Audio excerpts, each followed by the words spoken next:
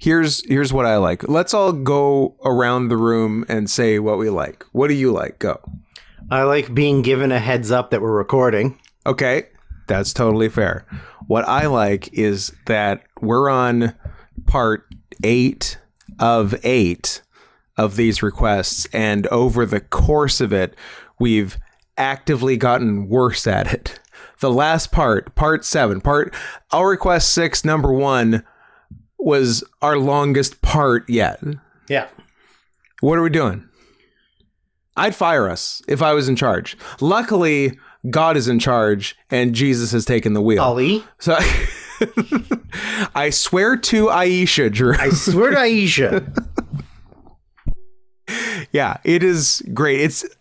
It's insane looking back now at the first week, which at this point seems like a different lifetime, that one, which we thought at the time was so long and we were so bad for doing it that way that we had to split it into 2 parts. Can you even imagine? Yeah. Was by far our shortest. Yes. Although I guess this sort of evens the playing field in that the people who have had to wait the longest, you people, for us to talk about their movies seem to be getting, on average, about 2.5 hours of us talking per movie, as opposed to 20 minutes in the first part. So, yeah. Is it the journey or the destination, basically? I mean, I would like to get the destination faster.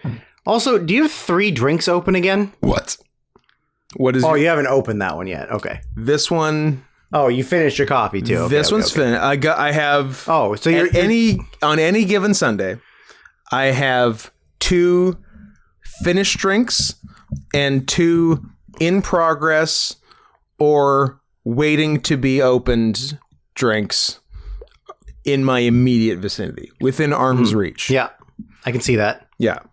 I don't feel safe unless I have 2 immediately available beverages. In fact, I'm going to crack this guy. Let's hear it. Let's hear it as a team. Oh, my fingies. Drew, can you open it for me? My fingies. I think he did it on purpose. There Crack. You go. Is that a sangria? That's my last sangria.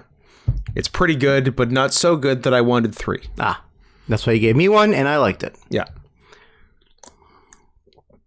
Oh, I like it now. Give me mine back. Okay, I'll pee it back into your bottle. Let me tell you something non-jokingly. That's much better than the first one I had. I feel like I had eaten something dumb. Or brushed my teeth, maybe. Mm-hmm. Or ate dog poop. Or eaten dog poop divine style right before having it. Because this is pretty good. Maybe you just got a bad one. Maybe I got a bad batch.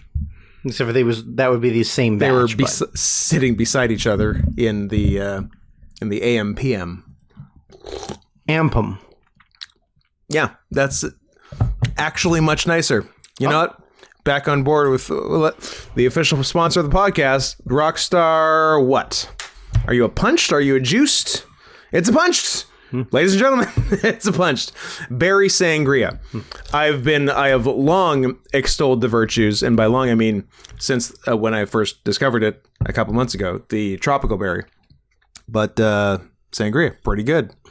This is a relatively late in the day energy drink cracking. Yeah, but I think I need it. I think I need it too, and I think you need to finish that beaver bus. Yep. But I think we can do it. When we stop talking, a number of things happen. A number of things. Yeah. 1, we're done with the movies. Thank Christ. We're done with the movies and we can watch what we want again. 2, we don't have to talk to each other anymore. That's great. That's even better than stopping the podcast. I couldn't be more excited to drive you home in silence. Okay, fair. That is the dream. I just want for nothing more. A married couple coming home from a dinner with their friends that didn't go so well. Yes. Yeah. Or driving home from a trip. Yep. Where it's solidified that they hate each other. Yeah. Yeah. I've broken up with a girlfriend on the way to a trip. Oh, I love that. Yeah. That is unusual, but I like it. Yep. Tell me everything about that. It was, I don't know, I was like in my early 20s and, I don't know, maybe I was 19. Yeah, I think I was 19. And we were supposed to, the girl I was seeing at the time, her parents had like a cabin at Cultus, or like a trailer at Cultus. Mm-hmm. We were going to go there for the weekend, and in the car on the way, we got into a fight over what she was playing on the radio. And because I found it to be annoying. Was it AC/DC? It was not AC/DC, I believe. Was it new Metallica? It was 2022 Metallica. Was it Lollapalooza 2022 headliners? Yes. Metallica. It was Reload by Metallica. More like retard.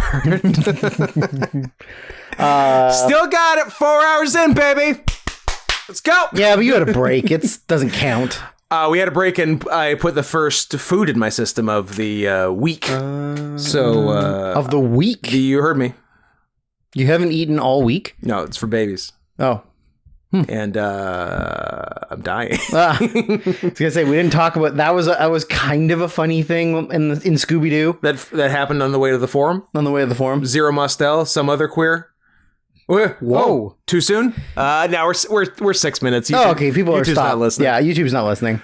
No, when they're getting their souls back and they accidentally go in the wrong bodies, and then Scooby or Shaggy ends up in Daphne's body, and he's like, and just immediately starts having sex with himself. just finger blasting until the cows come home. No, and he's like, oh my God, like, don't you ever eat? You're starving yourself. Oh, yeah, that was funny. You know what? And like a commentary on what we do to women in society. Hey, you want to be hot? You better starve yourself and be unhappy all the time. Yeah, Sarah Michelle. Yeah, anyways, so we got into a fight just outside Fort Langley, and she, like, you know, we just like were yelling at screaming at each other, and then she was like, yeah, I'm not sure if we should even go on this trip. And I was like, I don't think we should be dating each other anymore. And then she called her mom. Yeah. And told her mom that I was... And you called her mom a whore. Called her mom and told her mom that I was being an asshole. Yep. And that we broke up. And then her mom on the phone told her that she should pull over and kick me out of the car. Nice. And I said, if you pull this car over, I'm going to hit you. And she immediately hung up the phone with her mom. There was dead silence. She then called her ex-boyfriend. And asked him what he was doing tonight. Oh, I love it. And I was like so over it. I was like playing a game on my phone, I think. And then she called her mom back and was like, yeah, he's texting other girls. I was like, okay. Pardon me, I'm playing Cobra on my Nokia. Yes. And but the problem was that we were like the only place that we were able to turn around was Fort Langley. So she had to go all the way into Fort Langley to turn all the way back around to come all the way back. Beautiful. And instead of dropping me off like at my house, near my house, within walking distance to my house, she dropped me off at her house, which was in like almost Port Coquitlam. Oh, that's not that close to you. And I had like 3 bags of stuff. Yeah, that's more than a walk. So and my parents must have been out of town, I guess. And so I was like, I guess I'm taking the bus. You lived on the street for the weekend? For the rest of my life. Oh. Scott, I'm living in your garage. I knew it. That smell. And then... yeah, I had to call my friend Dan to come pick me up, but he was drunk, so he drove to come get me, and then I went and hung out with him, and I hooked up with the waitress at Denny's that night. Oh, this whole thing is squalid, and I love it. It's a real dude's rock. Like, break up with me, I'll hit you. and then drunk driving. I will hit and then hooking up with a Denny's waitress. Did now before you hooked up with the Denny's waitress, and I think I know the answer because she agreed to hook up with you and didn't make fun of you, did you share an Oreo sundae with Dan and then have all the waitresses come over and call you gay? No. Okay. I did not. I think that's where me, you, and Kelly stumbled that one time. Probably. Probably. But I would do it again.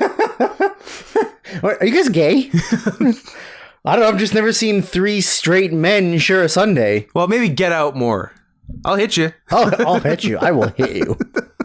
I'm not overly proud of it, but at the same time, I was 19 and pissed off. Didn't want to be left on the side of the road between, like, just outside of Fort Langley. I was 19. I was pissed off. I was heavily abusing steroids. Yep. I was on a weird mixture of OxyContin and birth control pills. I was so deep in the closet that I couldn't see sunlight. And I was volatile.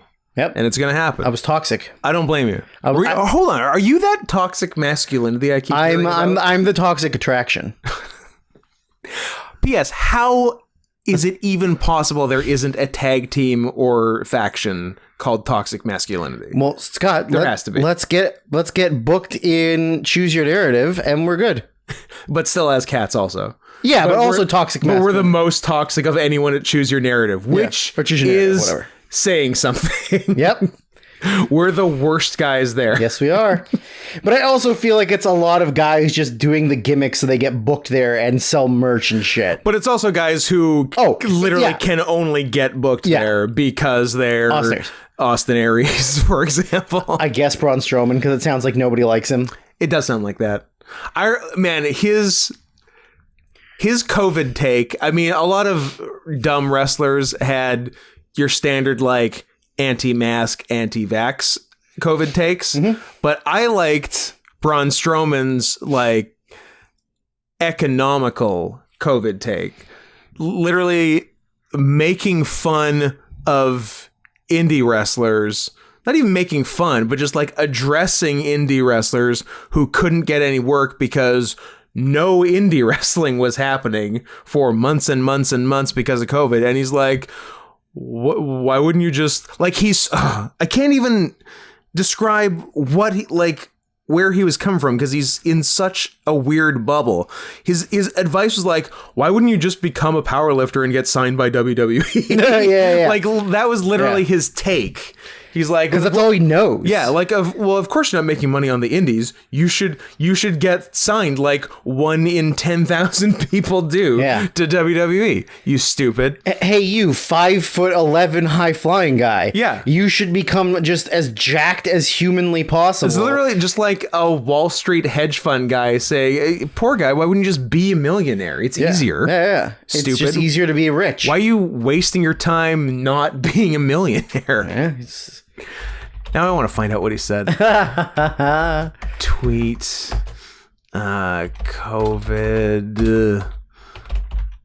Indie wrestlers. Braun Strowman criticizes indie wrestlers affected by coronavirus, gets dragged by Twitter. Show me the tweet. Here we go with more of the somebody pay for my bills stuff. If you can't afford to pay your bills, maybe you should change professions. That's why I quit strongman. I loved it, but I couldn't afford to live. So instead of making a GoFundMe or a Patreon, wanting someone else to take care of me, I went out and worked harder than I ever have in my life to get where I am. What happened to being accountable for your own actions? Fuck you. Also, good time to bring up paypal.me/NotScottHenson, because we are not accountable for our own actions and have made some terrible decisions in life and need you, the viewing and listening public, to bail us out. You people. And that's straight from Braun Strowman, Adam Scher, Titan, cool guy himself, guy who got a $1 billion contract from being large. And why wouldn't you just be large if you wanted one too, stupid? Says, send us some money at paypal.me/NotScottHenson. Look, the time for us giving things in return for money has long passed. Those days are over. I hope you enjoyed it. Those were the glory days of getting something for your money. Now you just send it. And you hope we acknowledge it. If we do, we do. If we don't, we don't. But just know in your heart that one day, one or both of us are going to do something really stupid with it. And that should be enough.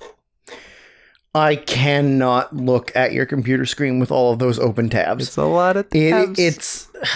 It's a couple. It's giving me anxiety. I didn't used to have it, but then something happened. I think I have 106 open tabs. You hit your head and now you don't know how to close tabs? Oh, no. Like, I can see multiple Wikipedia tabs. There's a couple Wikipedias. Multiple YouTube tabs. You got multiple YouTube, multiple DeviantArt. Yeah. Multiple Fur Affinity. Are they just things you are saving or you don't want to lose? Or They're things to get back to that I haven't gotten back to. And a few just sort of act as bookmarks, as things I go, like my own website is there, and like PayPal is there, and okay, what do I got to do to get you to close one of those tabs today? One tab? For your own mental health and for the sake of letting go. This is a live on-air surprise intervention. Although I guess all interventions are surprises. This is a live intervention of your tab hoarding. What do I got to do to get you to close one tab? I'm going to close the Wikipedia for John Waters. Click. Okay, good. Congratulations, you did it. You know what? I'll do like the back. We still got bitch who takes pictures of babies on there. So you're opening a new tab for everything? Always. Oh my God, Scott, you're sicker than I thought. I'm fine. You're sicker than I thought. I'm fine. You're not just using like 3 tabs and you're crazy. Oh my God. How many cage matches are open? 1, 2, 3. Why? One is the one I was just on. Yeah. One which you can probably close. Fine, I'll close that one. One is 1995 All Japan because look, there's a lot of reasons that require a lot of explaining. Autism is a factor, okay? I noticed that for whatever reason, a bunch of 90s All Japan star ratings got added to Cage Match more than I have on my master list of star ratings. So I've been going back and updated, and I'm currently on 1995 and have been for about 4 months.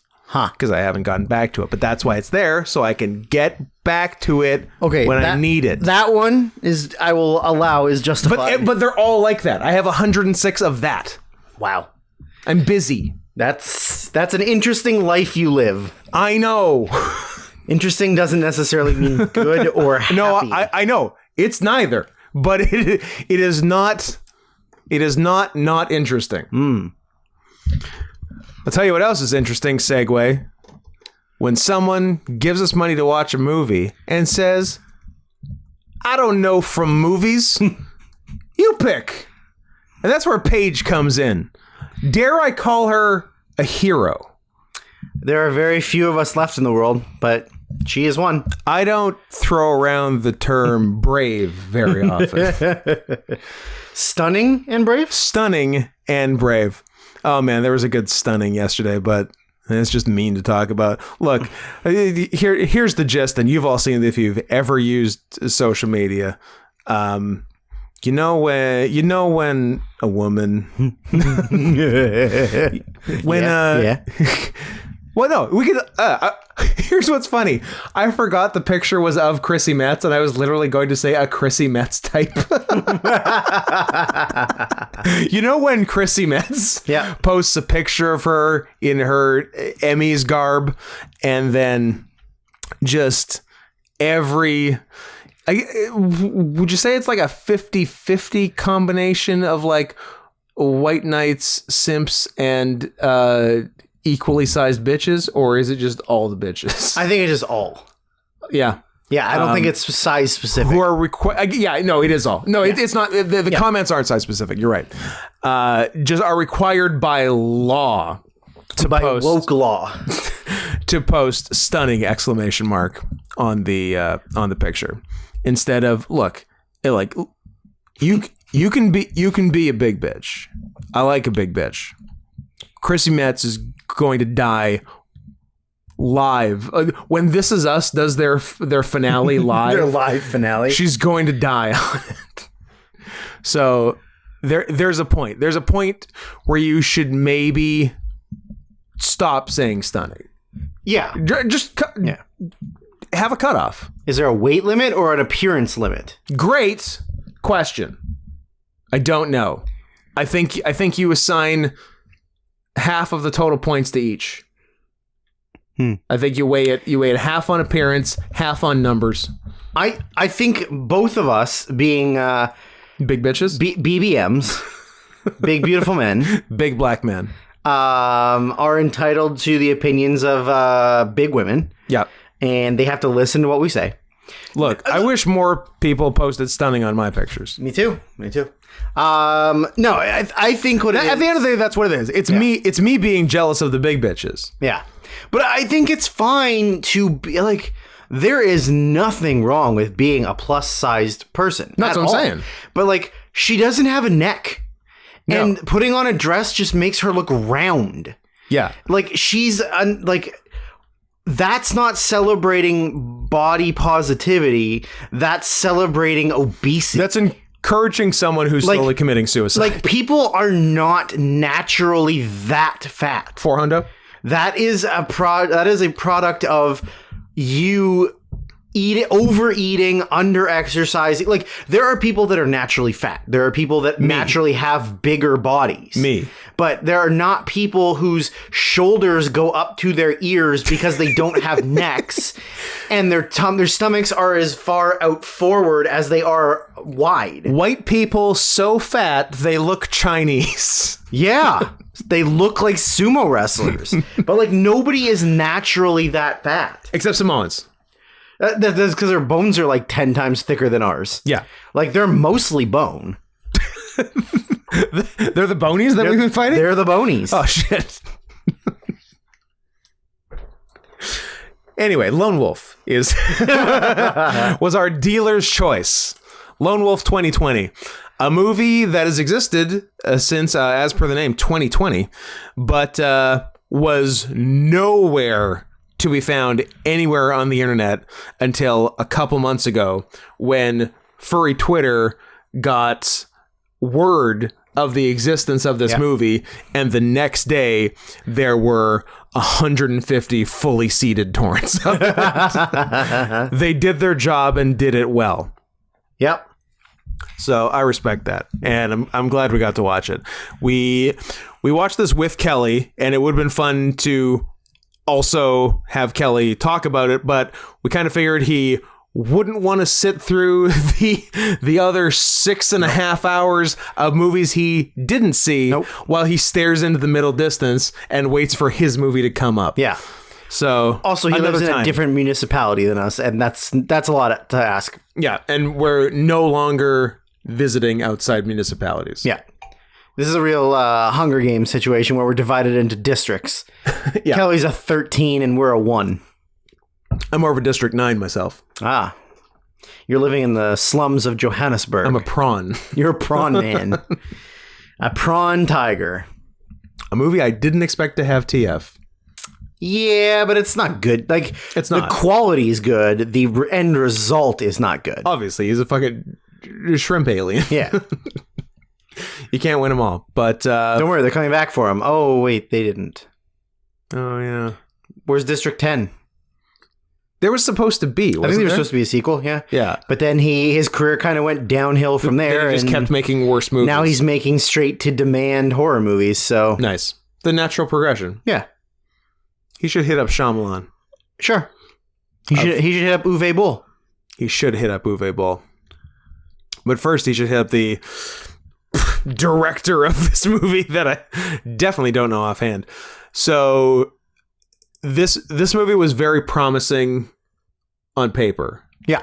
Because we didn't know. What we knew was it's about a furry sort of serial killer, but the implication of the trailer is that he's trying to turn fursuiters into real furries.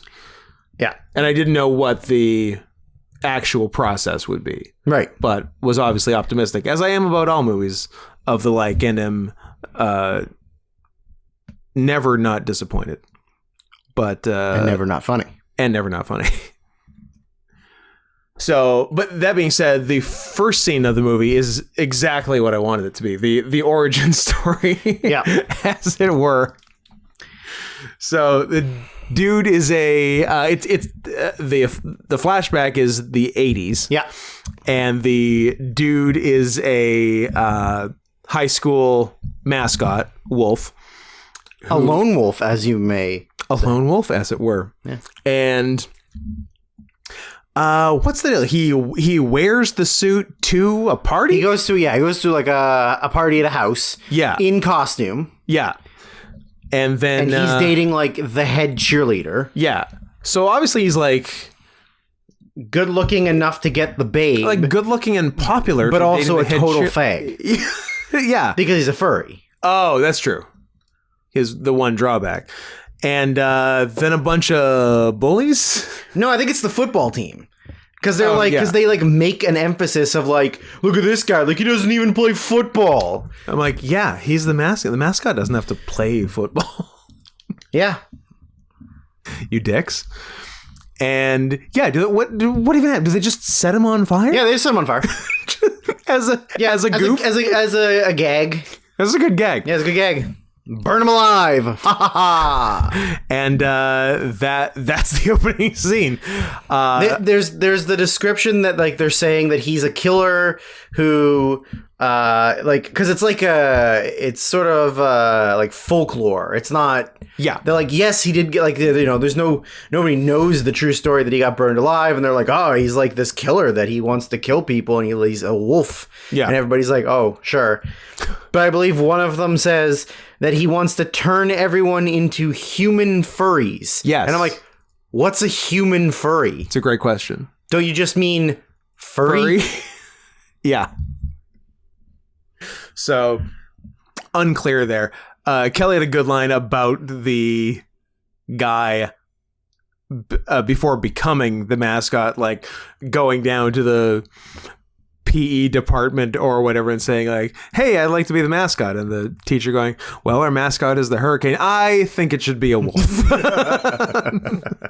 Why don't we just say it's a wolf?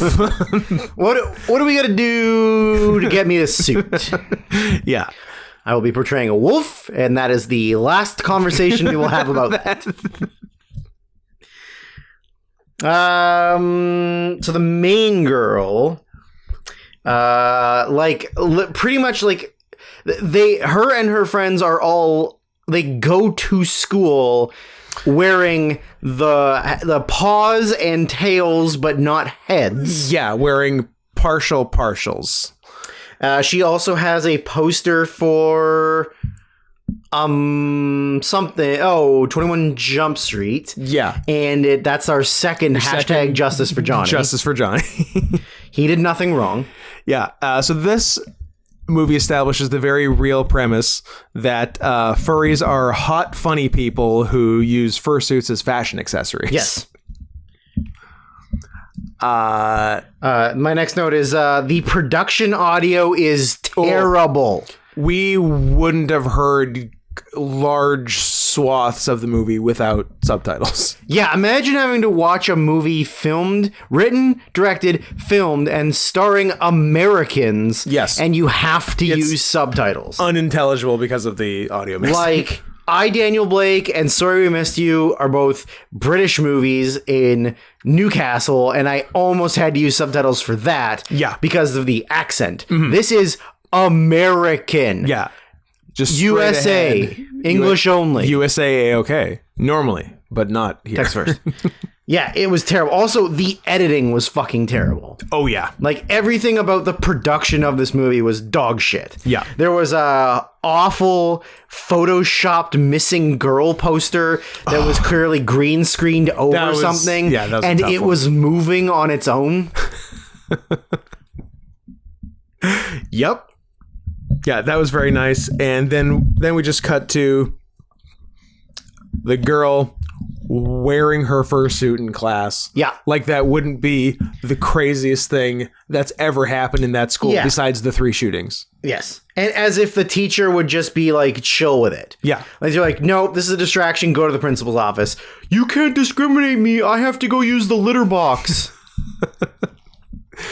Which I hear certain schools in Michigan have litter boxes for the furry students. They do. They have litter boxes in the gender neutral bathrooms. Yeah.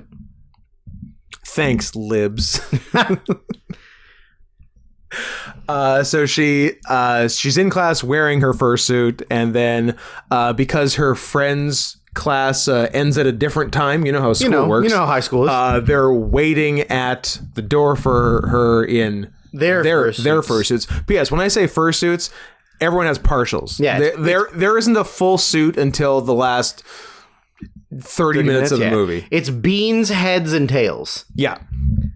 I'm like, and I say it later on, like even at the con, like every single person at the convention they go to is, just wearing a partial. I'm like, there's going to be some full jobs at a fucking convention.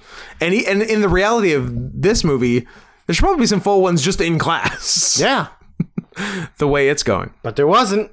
Yeah, why is every suit a partial with 100 exclamation and question marks after it? Get a real suit. Now, I wrote down a thing, and what was I referring to? Because there's a group of 4 friends. Yeah. But they lose one. She just like disappears from the rest of the movie. Yeah, she like does the Russian one. Yeah, the furry orphan situation. Yeah, I was like, is she doing an orphan? She's doing an orphan. She's like 45 and she's pretending to be in high school. Her English is terrible. Yeah, and it seemed like it was going to be this group of 4 friends, and then for the rest of the movie, it's the 3 and not, not the Russian. Maybe she got deported. Maybe she did. So they go to a con against the main girl's mom's wishes. Yep. Because she knows she's better. Terrified about the bathroom situation. She's from North Carolina. She's already gone to PTA meetings and student union council meetings. Many PTA meetings, despite not having a kid, which are my favorite PTA meeting people. Yeah.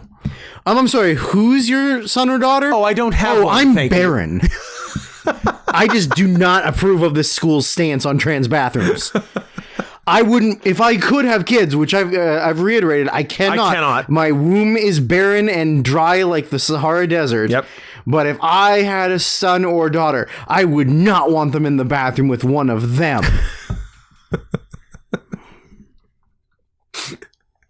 And so where do we go from there? So they go to the con, which has more girls than has ever been at a con in recorded history. There was also the fact that they constantly kept taking their fucking heads off. Yeah. Furries who refuse to wear their fucking heads. What are you doing? Do you even know anything, guy who wrote this movie? No. The answer's no. Did someone write this movie? There was a script? They definitely seemed like some decent chunks were ad-libbed. The secondary girl, not the main girl, but the secondary girl is in love with this like popular tiger character. A poppy fur, as it were. A poppy fur. Yeah. Who's a tiger. Yeah. Who's like, I don't know, was he a fucking DJ or something? Yeah. Or something, or he's like a social media influencer kind of thing. Yeah. And again, she again, only has a partial, even though he's... Imagine a poppy fur who doesn't have a full suit, first of all. And also, the tiger head sucks. Yeah. The tiger head was like a costume from a Halloween costume. It was no good. Like, it was not good. There were some okay looking suit stuff in the movie. There were bits and pieces that were very good. Like most of it were real fursuits and not that weird mishmash of $4 mascot costumes and then $5,000 suits that was in Pottersville. Yes. That was a weird mix. Well, not everybody can afford the $5,000, Scott. Then don't have a suit. No, you got to have something. You're a furry. No. Look, you want to have an orgy in the forest. If you want to get proposed to in the wrestling ring, you have to be a good guy. No heel proposals in wrestling unless it ends with you kicking the woman. Just for reference. This is a direct call out. Scott and I have in person seen 3. Yes. Heel wins a match by cheating, and then gets And then- engaged to his real girlfriend in real life. Because of course, like after you see a guy cheat to win a wrestling match and then basically say, hey, that was all bullshit and I'm playing a fake character. Yeah. Now I'm going to tell my real girlfriend Yeah. how much I love her and that I want to spend my life with her. Yeah. Be sure to boo me next week. Yeah, hey, by the way, I'm secretly a really nice guy, and I have this loving girlfriend, but don't worry, next week I'm going to be back to fake being bad. You're all fired. Fucking idiots. You're They're all all fucking... it's all interconnected too, because like they all saw the other one. I want to do that. The Turner saw Bill. Yeah. Cooper saw Turner. I learned it from watching you. Exactly. So, If you want to do it, be a good guy. Be a face. Be a face. You can do it. By the way, none of this is a problem if you're a face. yeah. Go nuts. If you're a face, you can propose to as many women as you want. You could propose to, dare I say, a dog. You can propose to a man. You should propose to a man. Yeah. We need a gay wrestling wedding. We do need, well, a real one, not a fake one. We've had one fake one. You want more than a Billy and Chuck? Yeah, Bill, Chuck and Suck, please. That's their name. Sorry, Chuck and Suck. Yeah. Chuck Palumbo. And Suck Gun. Suck gun. You know what? You can suck a gun. What's going on in this movie?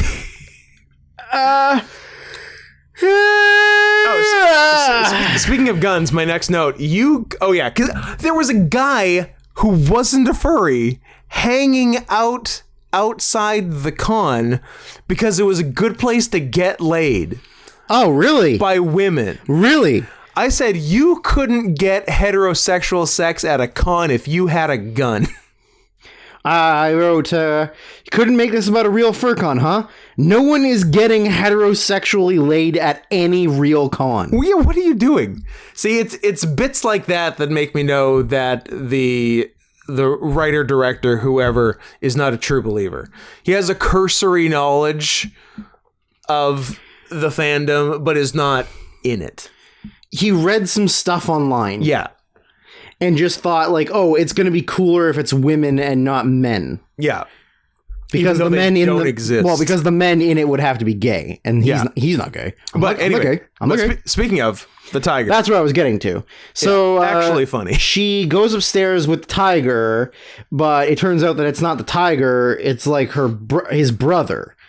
And then she's like, oh, well, like I'm really into your brother, and I believe he says. The too cool for school brother who's pretending to be him says, oh, my brother's a faggot.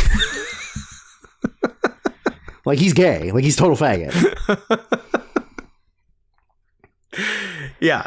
Because there's the thing where he takes the head off and it is the gay brother. And he's like...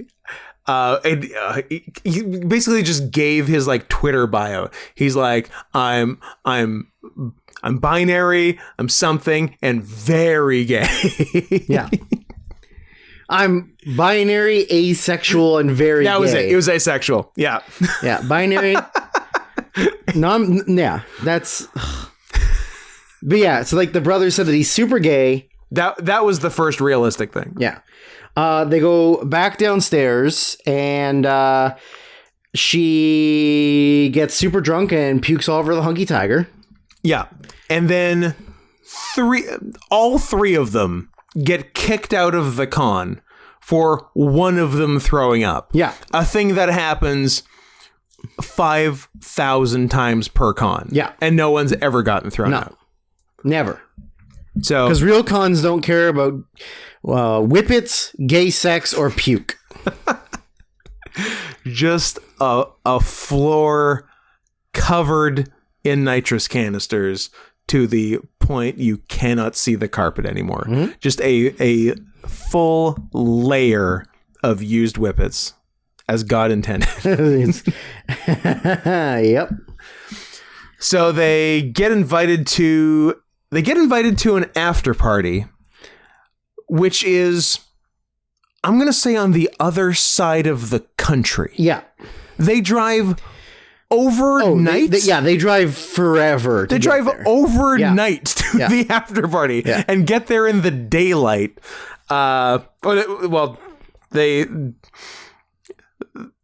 get stuck a bunch of, they get stuck at like two dives, right? One's like a dive bar, and the other's just like a service station thing, I guess. Or it's like a diner, I think, isn't it? I guess a diner. And I like that the Mexican guy at the diner who spoke Spanish did not get subtitles. Nope. Like all the English people got subtitles, and they're like, "Nah, we're not doing Spanish. You can work it out." Or maybe we watched the Spanish version for Spanish speakers, and the one line of dialogue for us, the Spanish speakers, of course, didn't need to be subtitled, but everything else needs subtitles. Yep. Although the subtitles were in English, so I feel like this hurts my theory. At what point do we get the Eurythmics? We do get the Eurythmics. I'm going to say at multiple points. I think it's just once, I think, isn't it? I guess, but we get a big old Sweet Dreams cover. Yep. Yeah, but by the way, it wasn't the Eurythmics, right? No. Yeah, it was some... Yeah, I definitely wrote, how did you afford the rights to Sweet Dreams? or it could just be a Purgatory House where they clearly didn't. They clearly didn't care. They're like, no one important is seeing this movie. No. It was really funny when they were at the diner and the like cowboy old man guy orders the disaster burger. And then when it arrives at his table, there's already a bite taken out of it because they've clearly shot it once already. And they're like, well, we're not going to make a whole new burger. And so they needed to take a second take, and there was already his bite out of it. Yeah. I'm like, some good continuity. That's just saving time and money is what that is. I'm not mad at that at all. What were the girls' animals? We had a red panda, possum, and something catty? Lynx maybe? Lynx. Yeah. So fun animal choices. Didn't go like down the middle. There weren't three blue wolves. So good for them. A blue wolf, and then a chimera, and then a raccoon that also has wings and horns. Of course. So I can't remember what was going on, but I guess she was going with the advances of someone at the bar, because I wrote, are possums sluts? I wrote, one's a real fucking slut. Well, it was the possum. It was the possum. And then they had to like the diner was attached to a motel or whatever. Yeah. I did like that she slept in her tail and paws. Yeah, why get comfortable when you can commit to the gimmick? Exactly. And then, the next day they get there, I'm like, is yesterday's after party still going on? Yeah. Answer, yes. The after party goes on for 4 days, Scott. Yeah. At this point, I guess we actually get to the after party and someone is in full suit, because I wrote in all caps, shout out to the first real furry in this movie. Unless it was something else, because P.S. I don't consider it owning a fursuit being a real furry. I think wanting to get the surgery is the one and only criterion for if you're a real committing furry. to living the rest of your life as an animal human hybrid. Yes, that's a real furry. That's being furry. Like, that's a true furry. I got a costume. Shut up. I saved my money for 2 years so I can be a panther. I mean, you did say that mockingly, but that does sound cool. Yeah. Sweet Dreams. Someone gave someone a backbreaker. Yep. What was the lone wolf? Okay. He straight up baned somebody at the party. That's right. Yeah. So Lone Wolf has kind of been creeping around the whole time. He's been stalking the girls. Yeah. How did they know that he wanted to turn his victims into human furries? I think it was just part of the folklore. Oh, it's just the lore. Yeah, I think that they just sort of were like, oh, yeah, and then he gets you and turns you into a donkey. Yeah, I guess that is it. Because, how would anyone know otherwise? He hasn't actually done anything. He hasn't had a victim escape. No. So he infiltrates the party and then just fucking wrecks shit. Just starts killing people. Yeah, he does a full bane on someone. Yep. Which is very cool. And beautiful. I think the one and only avian we see in the movie, full 180 neck snap. Yes. Yeah. It was great. Die, avian scum. Yeah, I'm like, sorry, I'm supposed to be rooting against this guy? Yeah. Get out of here. Get some scalies while you're at it. Yeah, exactly. All the outliers. All the bottom feeders. So he abducts the main girl, and then it turns out he had already abducted the main girl's sister. Yeah. Who had been missing for, I don't know, a year? Yeah, she was the missing girl on the poster. She was the missing girl. The bad poster. Yeah. And it turns out his high school girlfriend is their mother. So I don't know if he's getting revenge on the mother for not being nice enough. Not stopping him from getting burned alive. I guess not stopping him from getting burned, or not being into it once his suit had been grafted onto him with fire. I don't know. Because I don't know. Can we talk about how the mother clearly went to high school and grew up in America and has an older daughter who was the first one kidnapped. Yes. And a younger daughter who is the one that's just now been kidnapped. And the older daughter and how the mother and younger daughter have no accent. Zero accent. And the older daughter, I Chinese. She want to look out, he tried to cut you. She want pak your ka. Yeah, she was full blown Chinese. That was fun. Why did she? I just literally wrote, why does the sister have a racist Asian accent? Her character does that to rebel against her mother, who she feels has turned her back on her culture. Oh, now none of that is in the movie. Right. So she's mad at her mom for making her a banana. Yeah. She thinks her mom is a Chinese Uncle Tom. And she's showing her what for. An Uncle Chang. An Uncle Chang. A PF Chang. A PF Chang's. No. Say it. No, it's not bad. I'm just proud of it. Oh. The Chinese version of an Uncle Tom is a General So. That's what it is. That's the answer. And I'm writing that down. Stop being such a General So.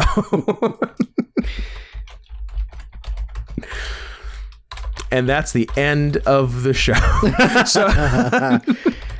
So she wants to try and help her sister escape, but he's already started grafting the sister into a... But fucking barely. Oh, yeah. Like, he hasn't done bare minimum. Shit in a year. He's had her for a year, and she's got like a patch. She's got like a paw. Yeah. Or like the top of a paw. Where's the tail? Where's the ears? Well, he's not a doctor. He didn't even graduate high school, Scott. You know what? You're not wrong. It didn't occur to me. He didn't graduate high school. Didn't graduate high school. Kids, graduate high school or go back and get your GED, or else you're never going to furry up a Chinese bitch. Nope. So she you got it. Wants to help her sister escape, and her sister has kind of got Florence Nightingale syndrome.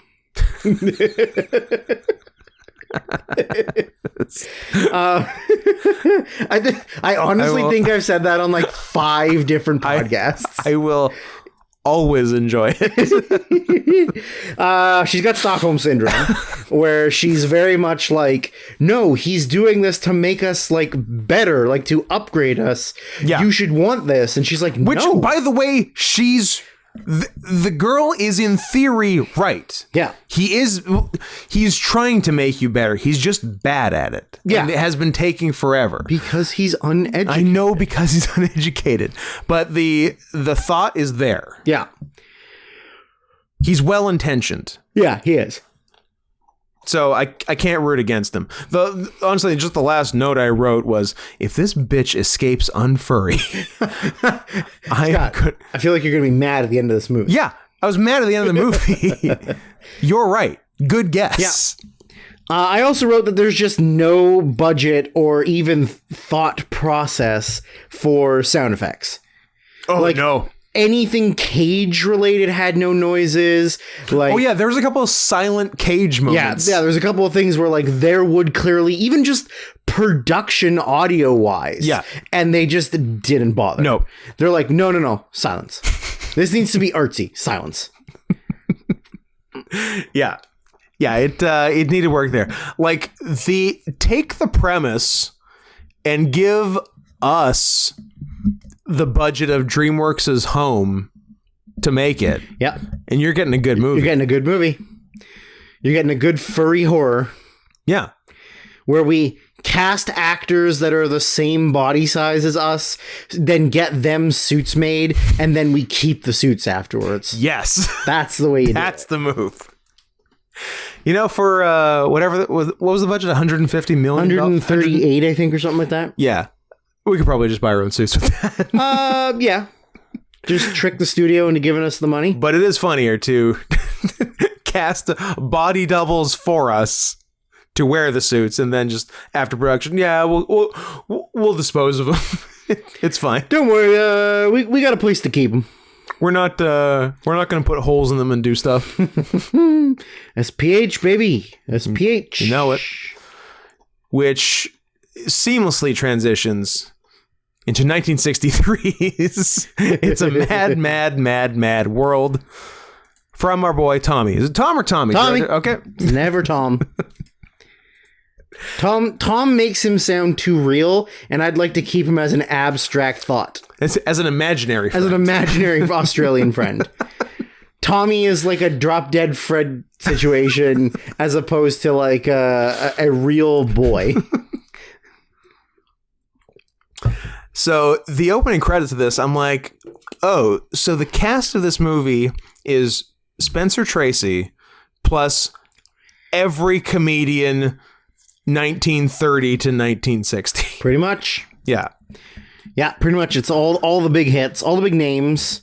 The cast is wild. And if I knew more old Hollywood, the cast would be even wilder. Because it would be Wilder. Even Gene Wilder. Even Gene Wilder, who 10 years later would probably be in this. How about Van Wilder 2, The Rise of Taj? You fucking know it. Cal Penn, baby. Cal Penn quit acting to go work for Obama. Didn't work out. Came back to acting. Good career trajectory. Yep. Kumar. Obama. Kumar. House. That's a good one. Killed himself on House. Spoilers. That was an interesting episode. Because they literally didn't give a reason. No. And then the moral of the story is sometimes people kill themselves for no reason. Yep. Goodbye, everybody. Sometimes life is bad and they kill themselves. Yeah. That was something. I think was that when he went to work for Obama? Yes. It was, right? Yeah. Yeah. And I think his big contribution to the Obama administration was filling out a quota of Indians. It was him and Russell Peters, I believe. Canadian Russell Peters. Yeah. I think he told Obama to do more drone bombing and also to keep children at the border in cages, but don't say anything about it, and then just let Trump get in trouble for it. Interesting. Yeah. So, I don't know, like, quiet but important contributions to the administration. Mr. President, Barry, can I call you Barry? Instead of aiming most of our drone strikes over here in this region, I'm listening. What if we go a little bit more south and east to this region over here? I believe it's called Pakistan. Maybe we should do some bombing there. Was bombing Pakistan? Yes. Well, of course, as you said, I'm Barack Obama. And I'm gay. And I'm going to drone bomb Pakistan. Because he's Indian. And Indians hate Pakistanis. I get it. I'm with you. Where's Chris Goodwin to say the word? I want him to say the word. We need to get an audio clip of just him saying that. Say the word, so we can Chris. just put it in whenever we want. Nothing and like it's not us saying it. Whitest, nerdiest British man saying a racial slur. It is fun. A slur that really never made its way here. I guess a little bit, but not much. I don't think so at all. And now we just need to get the whitest, gayest Australian man we know to say perhaps your imaginary friend to say a different racial slur. Yep. And then we can clip the few times that I referenced the N-word on here. But and you were only quoting rap lyrics. I was. Or Chappelle Show. Or talking about the people doing the lyrics. But that's close enough. Mickey Rooney is 4 feet tall. 4 feet tall if he's that. 3'8", and he's got 8-inch lifts in. He's 3 feet tall. Yeah, he's a legitimate munchkin. He's an amazing man. But Buddy Hackett's also not very big. Like they're both tiny dudes. Yeah, Hackett's not a ton taller than him, honestly. But so the movie starts, and P.S. You're not getting a full plot recap because there's like 18 different storylines, and the movie is 3 hours and 17 minutes. P.S. It's kind of original Rat Race. Very similar. Which I didn't know. My third note is, wait, is this Rat Race? Yeah, I knew it was Rat Race. I did not know that. I knew it was Rat Race. I knew very little about the movie. With like slight differences. There is no reason for this to be the case, but sometimes I just conflate two things I haven't seen in my head, even though they're very different. In my head, it's a mad world, and the gods must be crazy. Were the same movie. Interesting. Yeah. I think in my head, they're not anymore. In my head, I had it's a mad world, and a funny thing happened on the way to the cult. To me, those were maybe like swapped plots or very similar plots. They both took place in ancient Rome. Yeah, like in my head, I just sort of like had that. Yeah, that they were the same thing or similar, or like that's come up twice now. So now I need to know who the guy is in it with Zero Mostel. Funny thing happened on the way for him. 1966. Zero Mostel. Michael Crawford. That's okay. Who's Michael Crawford? Phil Silvers. Michael Crawford's just another guy in it. Buster Keaton's also in it. Yep. Well, Silvers is in this. Yes, he is. So there's the connection. There is the connection. So it's the same movie. That's true. Sergeant Bilko himself. Yep. Phil Silvers. Wait a minute. Isn't it Steve Martin? Sergeant Bilko? No. Steve Martin just steals other things. Pink Panther. Sergeant Bilko. It's a piece of shit. Also, I really like Steve Martin. But too bad nobody else does. Yeah, I guess he's tough. Let's do a Steve Martin, Mike Myers buddy comedy and see how that works. And see if the director kills himself. Yeah. Or both of them. Yeah.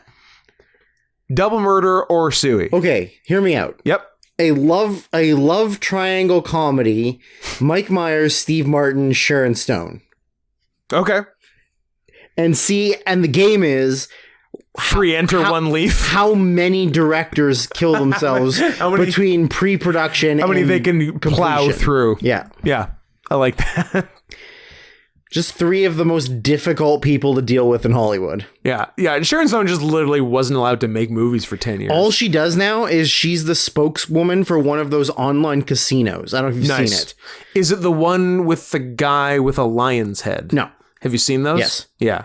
There's also Does it piss you off that he just has straight up human hands and feet? Yeah, of course. And I don't think a tail either. Like just the lion head? Just the head. What are you doing?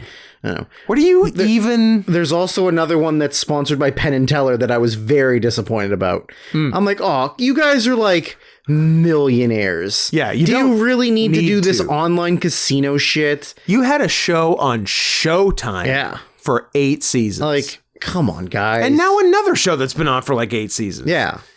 And you've had like a Vegas residency for 50 years. Yeah, like... You're fucking rich. You're millionaires. Why are you supporting this? I don't get it. Those things are all scams anyways. That's how Russian business criminals like launder money. Yeah, that's why Russia is happening right now. Yeah, because of you guys sponsoring GameGamble.net or something. .cz. CZ. Yeah, so the movie starts with a man getting in a horrific car accident. Yeah, flying off a cliff and crashing. Yeah, And then the cast of main characters are also driving on the road and see the accident, and they go down to check on the man. Mm-hmm. And that's where we get introduced to pretty much the main male characters. Well, and this is the first thing, because I guess you maybe see them in the cars briefly, but the first scene is the guy who's Jimmy Durante, like super famous old-timey actor, who did like all the 30s gangster movies and shit. Mm-hmm.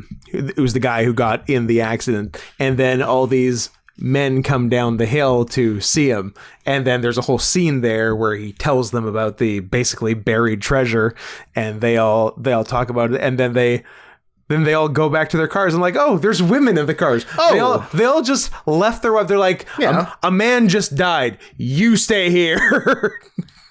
Let daddy take care of it. You can't let them see that kind of horrific violence. They're weak-willed, and their brains are smaller than ours. They wouldn't be able to handle the blood. Process it.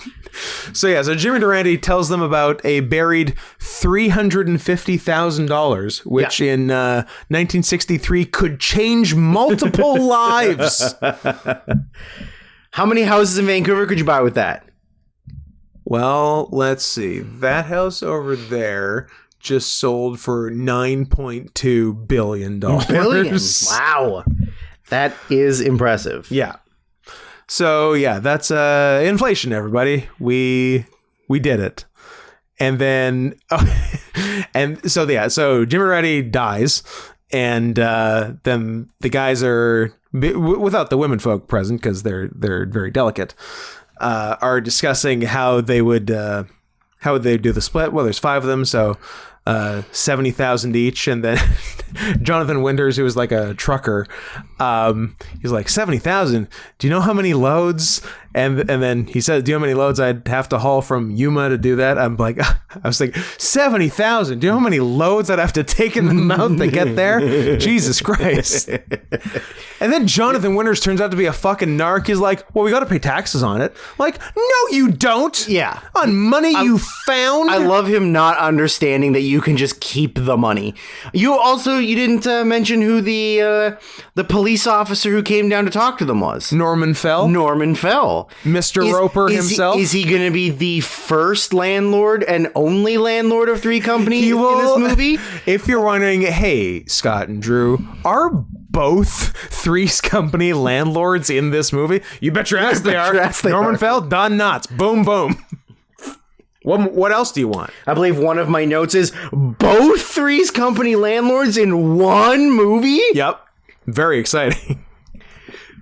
I like a very minor thing is that the premise is that the only way that Jack can live with the 2 women is by pretending to be gay, and then Don Knotts dresses like the gayest man that's ever lived. He outgays him accidentally so hard by wearing the fucking scarf around his neck all the time, and the shirts.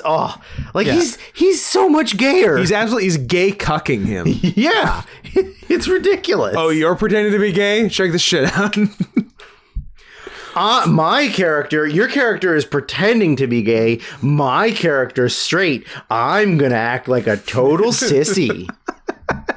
No, it was like that. It was that 70s thing where you're not gay, but you're just so weird you're gay. It's when being gay was weird. Yeah. Yeah, they were just kind of synonymous. So it was sort of John Waters, honestly. Yeah, kind of. He was also once you... No one's asking questions. Yeah. They don't want to know. But being gay is not the thing. Being gay is just an end product of once you cross a certain threshold of weird. Once you get this weird, you're gay. You're gay.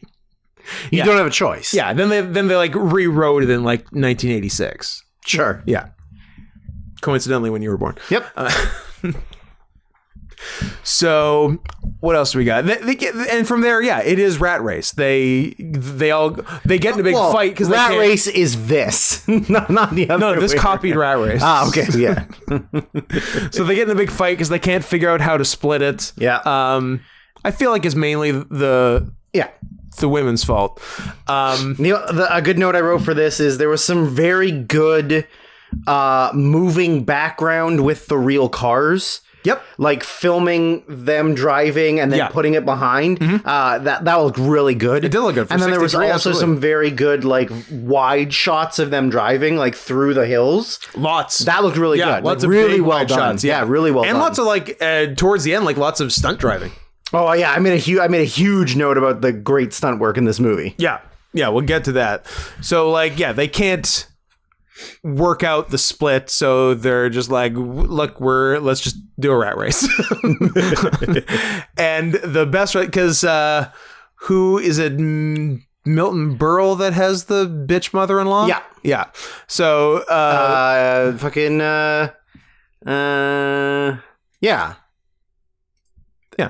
Yeah. Yes. Yeah. Are we doing a Avery family phone call? Yeah. Yeah. So I broke her neck 2 times. Noted member of the thick hog community, Milton Berle, has his mother-in-law is just like his mother-in-law is Ethel Merman, right? Is Ethel Merman. Yeah. Just squawking the whole time. Oh, the worst. So when they agree to go their separate ways, Buddy Hackett says my favorite line in the movie: "Good luck and may the best man win. Except you, lady. May you drop dead." I'm like, wow. It was the first and not last Dudes Rock moment of the movie. Then we get introduced to a few more characters. More characters. Is this one of the characters that you're doing? This is right one now? of my characters I'm from Erkland doing reps. Doing my reps from Erkland. Terrible. Stop it. We get introduced to like all the police. So after the car crash, the police radio to like the local sheriff, who is played by, I don't know his name, but he's the voice of Friar Tuck in the Good Robin Hood. Yes, he is. Who's that? I'll find it. You can keep Hank going. Azaria. It's not Hank Azaria. He actually had to stop doing the voice because it was racist. It came out that he's not a bear. Disappointing. So he can't do it anymore. Fucking piece of shit. Make me so mad. I love. Okay, we're not going to get into that. So yeah, he radios ahead to him, who then radios ahead to like the. You're gonna get his name? Andy Devine. Yeah, that sounds about right. That's Friar Tuck. Friar Tuck. A badger. Yeah, that's him, right? That is him. Yeah. So he's the sheriff of the town. Yeah. And he calls ahead to like the main police in Santa Rosita. Santa Rosita, which is like the precinct. A fictional city in Los Angeles. It's LA. It's LA. And the police chief is Spencer Tracy. Yeah. Who we were both surprised was old. Both of us in 1963 in the car said, I could not believe that he was that old in 1963. Like, if you said to me that Spencer Tracy was like in his late 50s, early 60s in 1963, that makes sense to me. Yeah. Not like his 80s and almost dead. Yeah, he's an old man in this. Because, I kind of had it in my head he's like a 50s actor, but no, he's a 30s actor. He's a 30s actor, which is crazy. Yeah. I mean, I've never seen any of his work because he did mostly like, musicals, dancey, lovey garbage, which I don't need to see. I don't know. He did lots I know stuff. he did lots of other stuff, but what year was he born? He was born in 1900. Wow. So he's only 63. He's only 63 and he's only 63. He looks older and he dies 4 years later. Yeah. Well, he was in like very bad health. Yeah. I remember reading like a thing that he only filmed for 9 days and it was mostly like partial days because of how bad his health was. Yeah. So, still, even then, like, I did not think he was that. Like, he looked terrible. He looked 20 years older than he was. Yeah, like he did the bulk of his work in the 30s. Yeah, that makes sense. But he absolutely looks older than 63. Yeah. Couldn't believe it. Yeah. So so we got Spencer Tracy. So he's the police chief.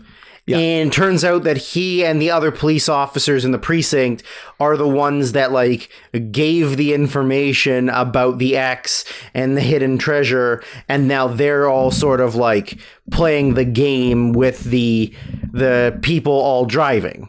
Yeah. Yeah. So it's essentially is Rat Race. Oh yeah, but way longer, and there's less touching of a little kid's penis, and there's no narcoleptic Italian man. There's not, and there's very few ginger Jews. But yeah. So anyway, so it's just a series of like. You know, it's much like Rat Race. It is nonstop action. Yeah, and it's just sort of these one to the next vignettes. Yeah, it's like little tiny, like short vignettes of like a comical thing happening with one or two characters. Then we see the exact sort of like time frame of this character and then this character, and then the story moves forward. And then we sort of like start again from like, now where's this character at? And now there's this character. And it just sort of cycles through that. There's like a little bit of crossover back and forth between them. Yeah. Like, they run into each other, or some get separated, or so like, some of them end up taking a plane, and then there's like flat tires and having to steal a new truck and having to hitchhike, and then they tell a new person like, I need to get here to get the sex and I'll split the money with you, and then they're like, oh, just move the bike out of the road, and then like, okay, and then see ya. Phil Silvers, you piece of shit. Phil Silvers, you bastard. You were so mean to Jonathan Winters. Jonathan Winters. So mean. Yeah. He tells you about a goddamn treasure. He's going to give you All some. All he needs is a ride. He's going to give you some of the treasure, and then you tell him to move the child's bike he had to ride through the desert. Yep. And then you ditch him and leave him for dead. Yeah. You piece of shit. Which leads to, I think, the best scene in the movie. Yes. Yeah, I agree. Where Jonathan Winters catches back up with the man who fucked him. The man who fucked Liberty Valance. Well, it's not John Wayne because he's a Republican. Exactly. And chases him through and around a service station. Yeah. Destroying it to rubble. Well, he destroys it after he gets away. So he gets away, right, and he beats up the two guys who own the two station attendants, brothers who own the station, are mad at him for causing a scene. Yeah. And so then he's like, "I'm going to kill both of you. I'm causing a scene, and destroy. You haven't seen anything I will yet. Rip this station down." Piece by piece to the ground. While throwing you through every wall of the building. Yes, and he did. And he does. It's spectacular. It's amazing. I love Jonathan Winters. Yeah, me too. And this is like his first big thing. Is this pretty early for I guess I think he had a couple minor other things, but like this is his first opportunity to be a big star. Yeah. And guess what? He doesn't take it. This is his first and only. He flops. Sad. He does the Smurfs, right? I was going to say, his last credit is Papa Smurf in the Smurfs 2. What a way to go out. Yeah. But he did a lot of stuff. Yeah, he did. He's a very funny guy. I like him a lot. That's at some point, I think Milton Berle and wife and mother-in-law have to get a ride from famous British comedian, apparently. Terry Thomas, who neither of us really knew, but apparently is quite well known. I looked him up, and he did he's done a million things. More things than you'd ever imagine him doing. And it's not first name Terry, last name Thomas. No, Terry hyphenated Terry Thomas. Terry Thomas. And that's his name. Hi, I'm Terry Thomas. Oh, bigora. Which they a lovely just 2-line dialogue in the car with him. I think it's Milton Berle's wife who hears Terry Thomas talking for the first time, and she says, "Oh, are you from Harvard?" And he's like, "No, I'm British." I like the line when they first got in, because he's like it's kind of he's like a explorer and a horticulturist or something. I think he's a horticulturalist. Yes. Because he's got a bunch of samples of cactuses in the back. Yeah. And then when when Ethel Merman gets in and she's like, "Oh, where should I put these?" And Milton Berle has this moment of like, he wants to say, "Up your ass." Why don't you shove it up your ass? I thought that was pretty funny. Yeah, that was good. And then Burl's mother-in-law wants to call her son to help them. Oh, because her son is he lives in Santa Rosita. And when she first calls him, and he doesn't answer the phone because he is busy having a 60s with a woman who is doing the most aggressive, dead-eyed dancing of the twists I've ever seen. Well, I think she's high. She's high. So that's why. But it is chilling. Oh, yeah. It's like she's a prisoner. Like if you transplant that in a horror movie, it works. Yes. I did. I'm now scared of the twists. I did like the constant coming back to that. That was very funny. Yes. The first time they were dancing, I'm pretty sure his penis came out. I just out of the corner of my eye, I saw his penis or balls come out of his shorts. I swear to God. They were short shorts. They were very short shorts. So that's not off the table. Yeah. So, there's a recurring thing where they're constantly trying to call him to get a hold of him, but he just won't stop dancing. Yeah. Yeah. Can't stop dancing. And then, Mickey Rooney and Buddy Hackett, I think, need to... they're going to go to an airport to get a plane. Get a plane, which... and they need to find the wealthy owner of the plane, who is motherfucking Thurston Howell III. Lovely. Which was great. And it's just like cameo after cameo after cameo. Don Knotts shows up shortly after.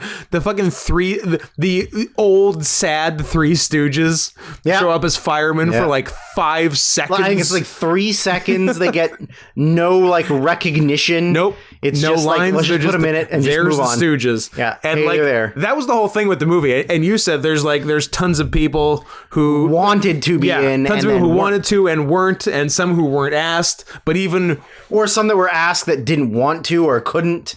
Yeah.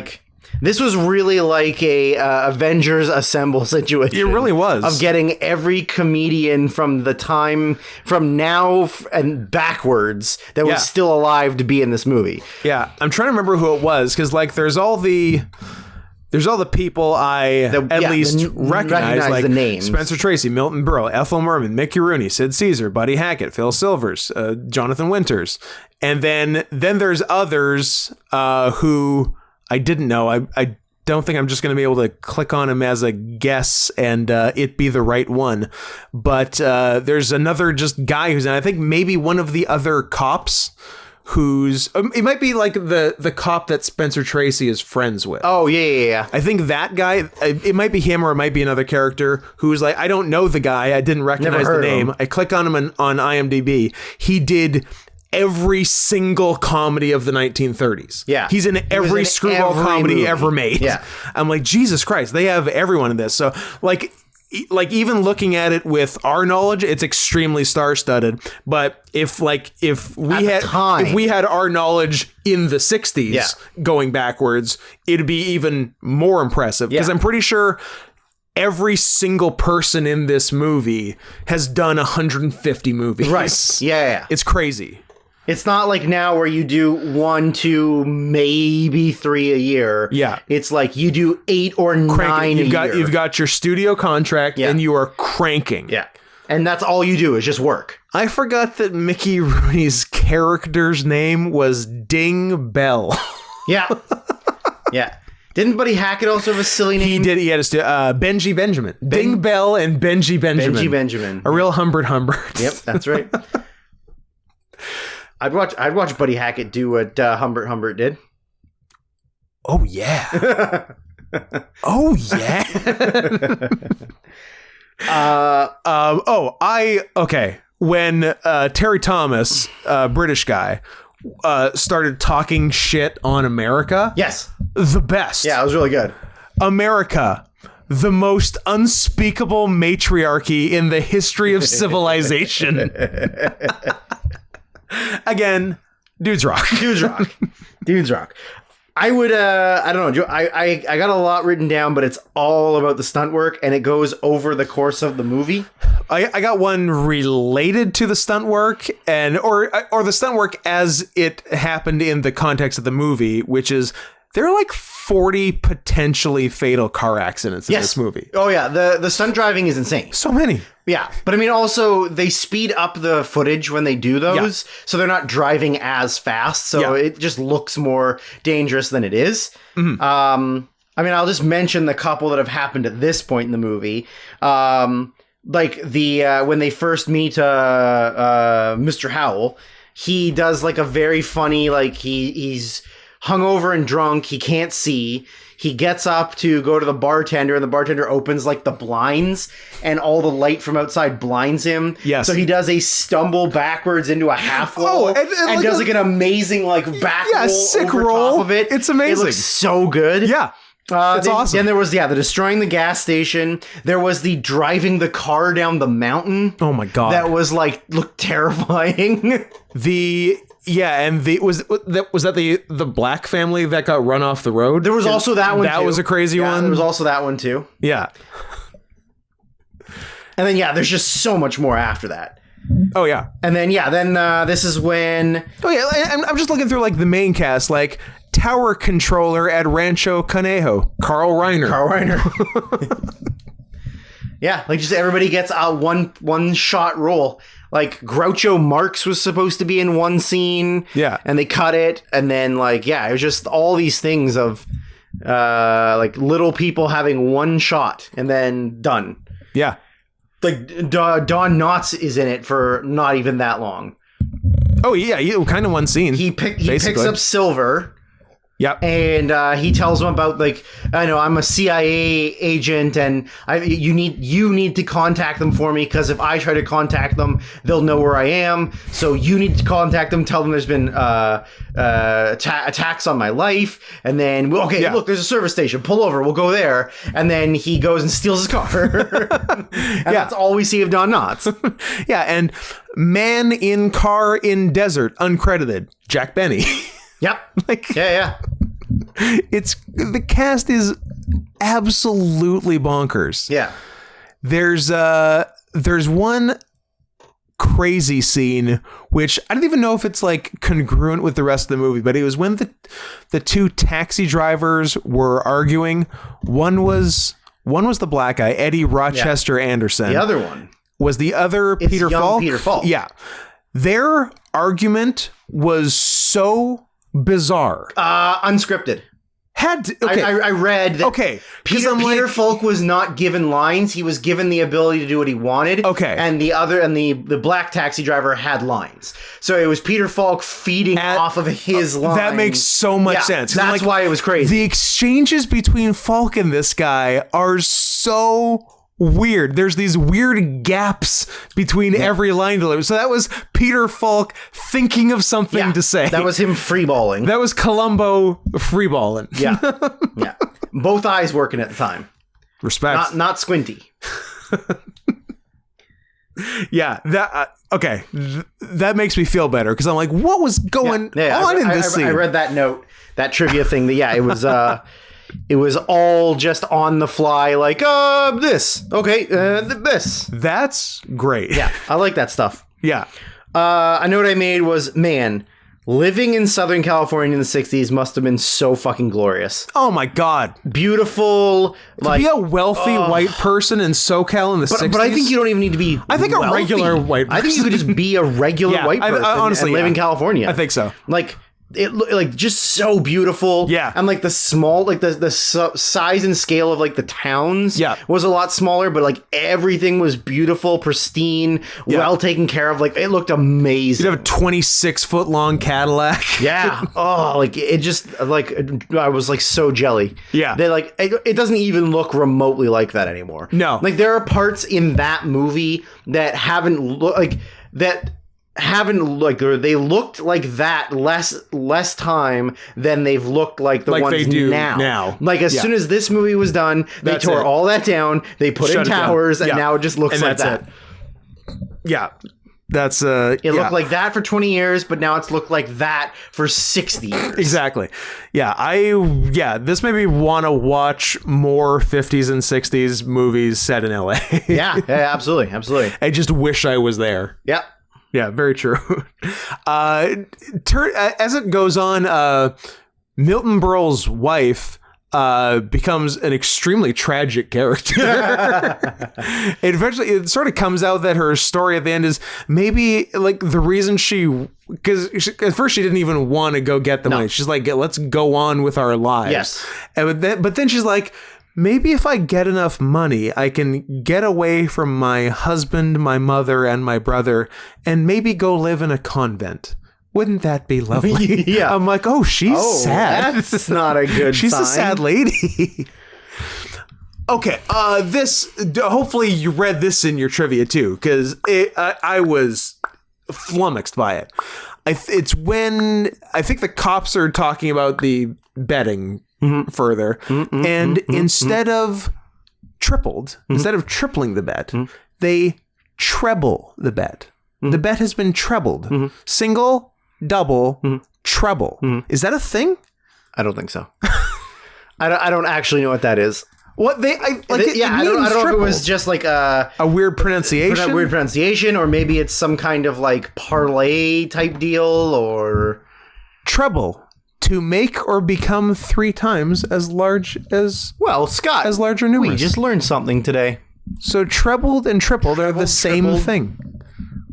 That is fascinating. That gives you a whole new meaning to the term treble charger.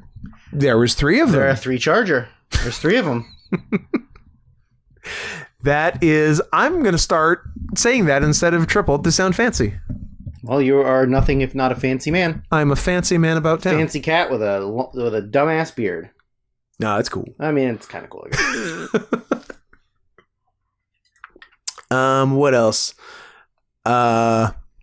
During the big chase and mix them up at the end, like on foot chase, Spencer Tracy, who is a few years away from death, hits a fucking solid shoulder block on the old bag. Yeah. He just decks her. That was sick.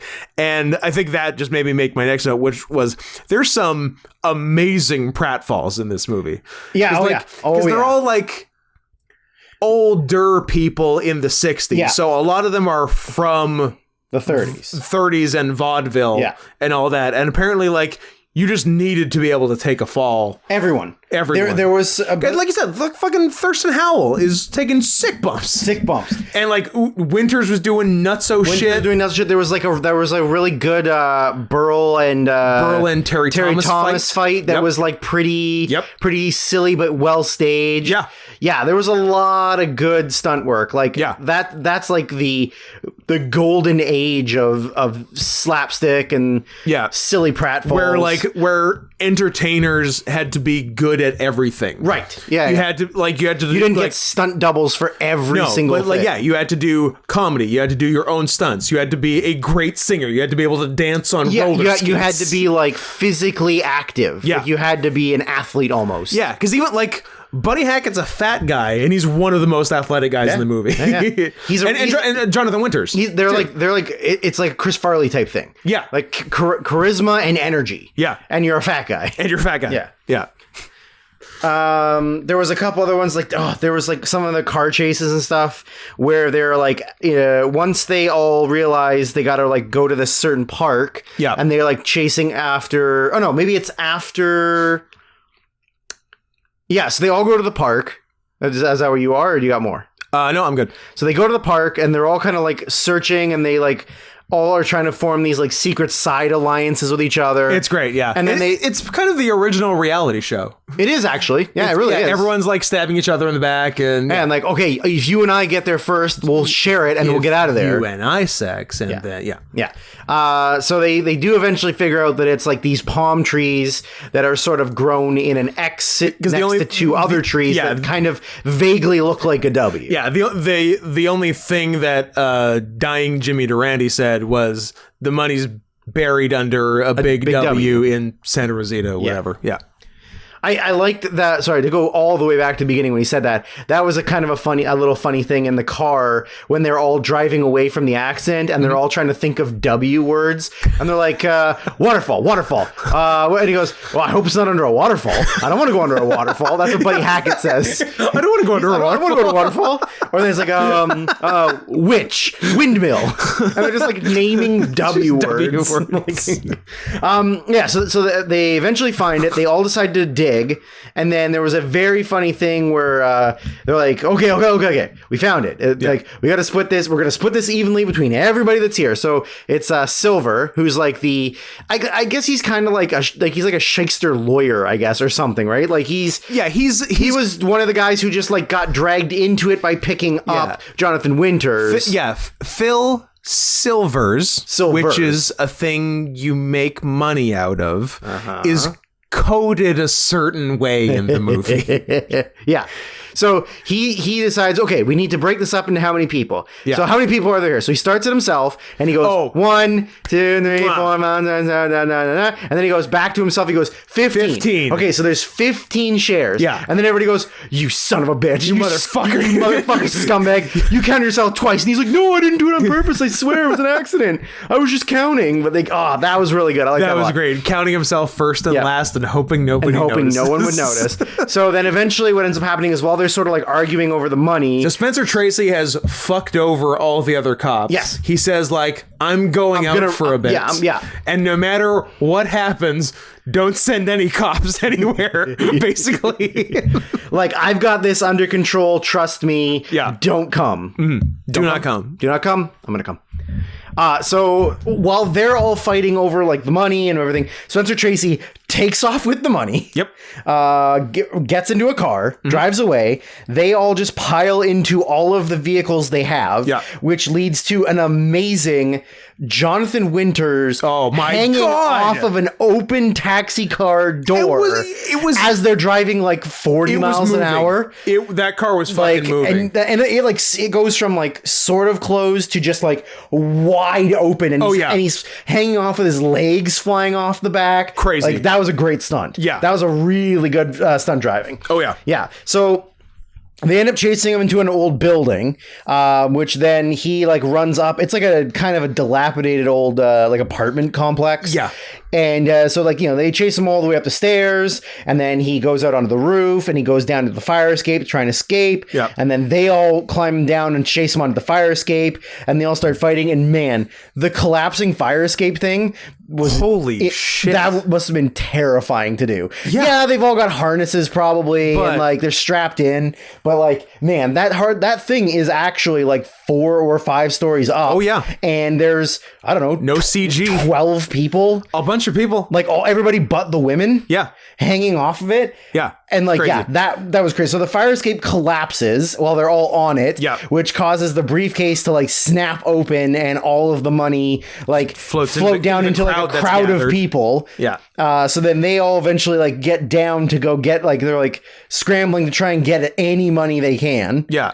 Well, and also a fire truck has come with a ladder to save them off of the off the fire escape, and they like jump onto the ladder one by one, but then there's too many people on the ladder, and then it's going all over the place. I'm like, I can't believe nobody died. Yeah. I can't believe that nobody in the movie context died, or in real life died. Sorry, I meant in real life. Yeah, like if I tried to look it up, I'm like, how many people got hurt on set? Yeah. And it doesn't sound like there was very many. Wow. Like, it sounds like there were some minor things, but nothing bad. I mean, Roar had more injuries than this movie. I mean, Roar had more injuries than every movie. So I don't know if that's the one to compare it to. The Crow had more injuries than... It had a worse one. Rust also had a pretty bad one, I heard. Mm-hmm. And yeah.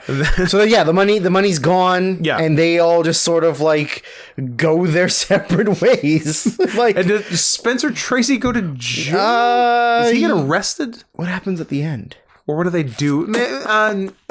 No, I don't think he gets arrested. No, I guess not. I think he just sort of like, did he walk off into the sunset? I guess so. And he did get to hit a woman by the end of it, so. That is true. He did get to hit a woman. Oh, no. They all end up in the hospital.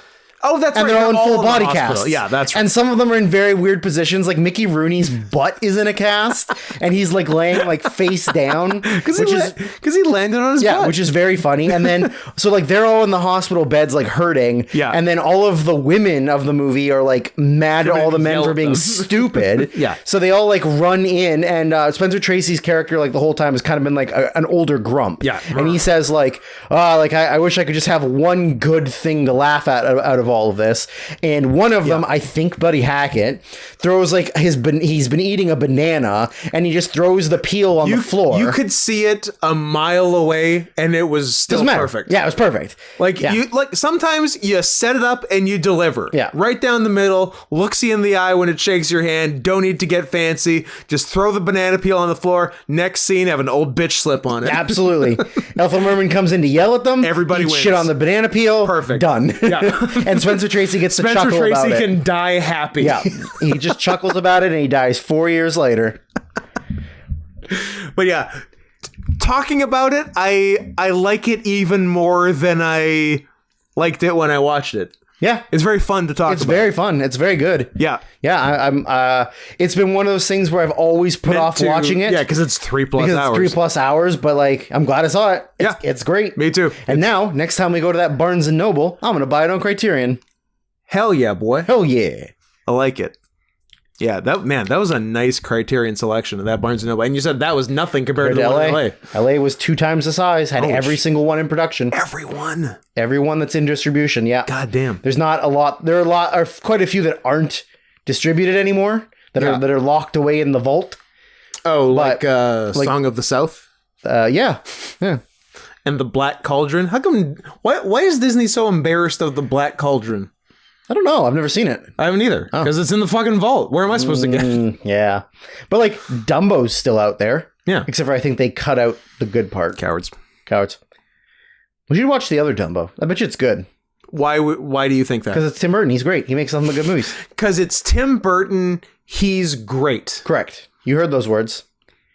He's made all of my favorite movie. I hope someone clips this audio and uses it against Drew at any and all. I mean, Tim Burton's made 3 good movies. He sure has. And I will admit that I like 3 of his movies. Alice in Wonderland. No, the second one. Alice in Wonderland 2. Yep. Dumbo. Big Eyes. Bright Eyes, Big Eyes.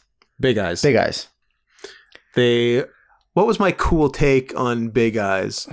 Big Eyes is the best Tim Burton movie in 15 years. It's also terrible. Yeah. Yeah. You're not wrong. You're not wrong.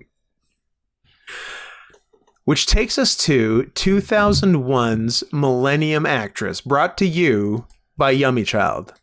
So I don't have to look at my notes. For most of these movies, I have 15 to 20 odd notes.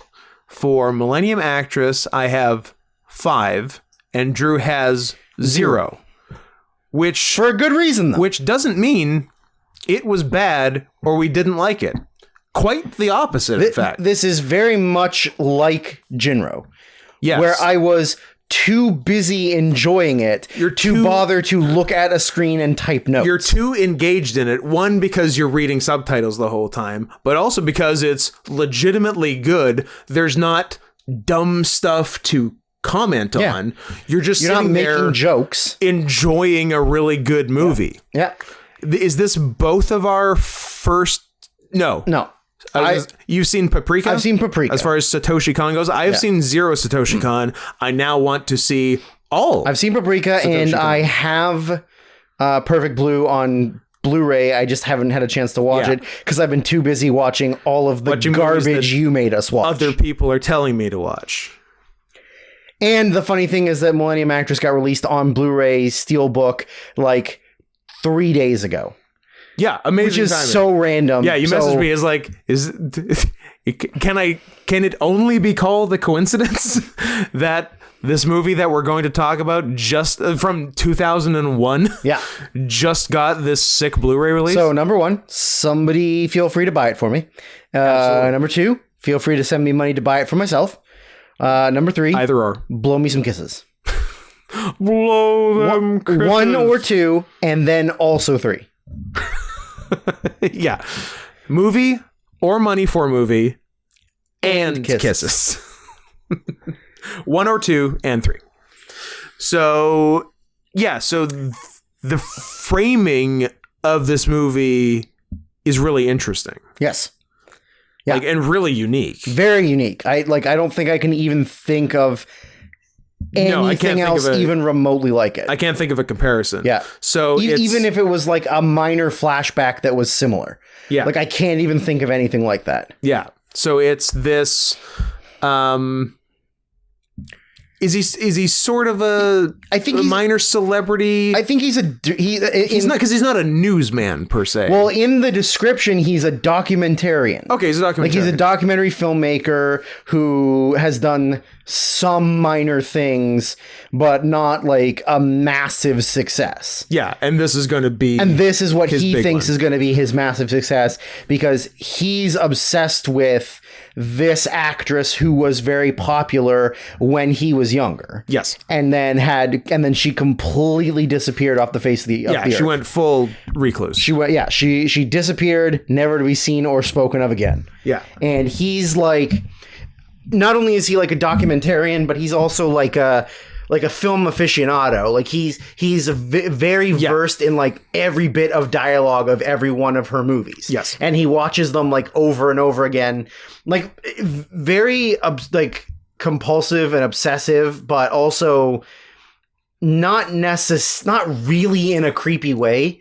Like it's not. He doesn't read as creepy. Like he's not a stalker. No, but he does. He's just a legitimate huge fan. Yeah, he just like idolizes her work. Yeah, but he doesn't want to like wear her skin. Yeah, or let's say if he got to wear her skin, sure. Who wouldn't love to wear someone else's Or like skin? He's not going to take a katana to an autograph signing and get her to sign that. Good reference. Great reference. Yeah. So he decides that he's going to try and track her down and sort of like try and get an interview with her for a movie. Yeah. Like for a documentary about her. But he's like not really certain he's going to be able to get anything from her or even find her. Yeah. Doesn't know if he's going to find her, and if he does, what he could get out of her, if she'll have, if she'll refuse to talk to him, she'll get nothing. Because she's like an elderly woman now. She's in her 70s. Yeah. And she hasn't done an interview in like 40 years, 30 years. Yeah. 40 years. He does manage to track her, and he manages to track her down, but he's got a trinket of hers. Yes. He's got an item from her past that he wants to give back to her. A key on a necklace in a box. Yeah. And he wants to give it back to her because he found it years ago. Later. Years before. Yeah. Yeah. And he knows it belongs to her. Yes. And he doesn't want to keep it. He wants to return it to her. Yes. He wants her to have it, but I think also because he wants to know the story. Yes. He wants to understand what the key is for. Mm-hmm. So he meets with her. She has like a live-in caretaker. Yeah. I don't think it's not her family member. It's I think it's some kind of caregiver. Yeah. And the caregiver is very like uncertain about the situation because she's old. She hasn't talked to anybody in a long time. Yeah, she doesn't want her getting upset or... Yeah, and she doesn't want her to be like made to look like a crazy person or a weirdo or like anything. So she's being very protective of her. But he does manage to convince her to sit down and sort of like have an interview. And do an interview, yeah. And the interview just sort of kind of starts out normal. Yeah. But then he gives her the key. Yeah. And then the key sort of just like sets off the rest of the story. Mm-hmm. And it just starts from like it's from when she was a young girl. She was in like high school. Yeah. I guess high school. Yeah, she's in high school. Yep. Yep. And how she gets the key is that she meets sort of like a mysterious man, a mysterious figure. Might I call him a handsome stranger? A handsome stranger. The mysterious, the handsome stranger. Yep. Buff Bagwell. And he's running away from the police or the military. Yeah, the military. Because it's during like the Manchurian occupation and they're like, there's spies and espionage and stuff going on. And he's like a rebel. And he's a rebel. Yeah. And he's slightly injured, not like he's not going to die, but he's hurt. Yeah. And she helps him to get away. And the military police come and are like, well, where did you see anybody? And she's like, oh, she hides him. He went that way. Yeah. So they run away, and she sort of like protects him and helps him to get better, and sort like develops like a crush on him. Like she gets feelings for him very quickly. Yeah. Which he doesn't really reciprocate, but he is very like warming and welcoming to her. Like he's not like it's not. I don't know if it's schoolgirl crush. I don't know if it's romantic and if it's romantic in either direction. She has a schoolgirl crush, and he is very he is a nice person, and very appreciative of her help for him. Yes, and he thinks she's a good person. Yes, yeah. Like it's just the meeting of two good human beings. Yeah, is what it is. Yeah. So she helps him to escape the police, get better, and then they kind of they have a few other like chance meetings or like meetup kind of things because she wants to like know more about him. Yeah, she wants to know who he is. He doesn't really give her any information. Not really. I think in theory for her own safety. For her own safety, he's sort of constantly in danger. Yeah, exactly. He doesn't want to put her at risk. Yeah. But she also doesn't like really get to see his face. She much. Gets like vague glimpses of it because he's got like his hair over his face a little bit. He's wearing like one of those rice what the hell are they called? Rice patty hats. Rice patty hats. Yeah. He's wearing one of those, and then a Chinaman hat. A Chinaman hat. If we're allowed to say that. Well, you said it, so I guess we're just saying it, Drew. I guess we're just saying Fine. I guess we're saying Chinaman hat. Yeah. God. So he's like sort of saying to her like he's got to leave because he's got to go back to like do espionage or like be a spy. Do the rebel business. Yeah. But he like gives her this key. Yeah. And the key is it's never explained by him what it's for, is it? No. So like I guess there's like an understanding like he says like if you find me again, I'll tell you what it's for. Yeah. And so she kind of was like, okay, well I'm going to find you, and he's like, okay, don't follow me, but if we meet again, then we'll share this moment or whatever. So he leaves. And but she's like become like completely obsessed with now finding out about the key, what it means. She wants to see him again. So a little bit of time passes, and she knows that he's in Manchuria. Yeah. So she wants to get there. And so I guess like she kind of realizes that her way of getting there is to become an actress. Getting into acting. Because being an actress will allow her to travel. Yeah. And if she travels to Manchuria, she can look for him. Yeah, it'll allow her to travel, and then on a greater scale, if she becomes a famous actress, he'll see her, he'll recognize and her, he could find her. Yeah. So she ends up like getting signed on with like a big studio who makes all of the like big movies for the country. Yeah. And she is like the kind of the rival to the like current big actress. Yeah, she's the Joan Crawford to her Betty Davis. Sure. Yeah. Yeah, Betty Davis is the older one. Is that the right? I think that's the right order. Betty Davis is the older one. Yeah. So yeah, it's Joan Crawford, Betty Davis situation. So like she's the young up and coming like actress, and the older woman actress. This cunt's gonna take all my roles. 100%. Yeah, 100%. She like doesn't want this young coos to get her job. Yeah. So she's just gonna kind of be really mean to her for a long time. Yeah. And so then I think is that when it sort of starts to get the uniqueness, like that, is it around then? It's in there. The uniqueness of the movie is as she is telling the documentarian and his cameraman her story is told via basically scenes or things that are close to scenes from actual movies she was in, and the cameraman and documentarian are in the movie. Yeah, like they're there witnessing what she's describing. Yeah, and they're sort of involved. They interact a bit. They get more. The at least the director, like the documentarian, he gets involved way more the further it goes. Yes, but when it starts, they sort of start as observers. Yeah, like watching someone else's dream. Yes. Yeah.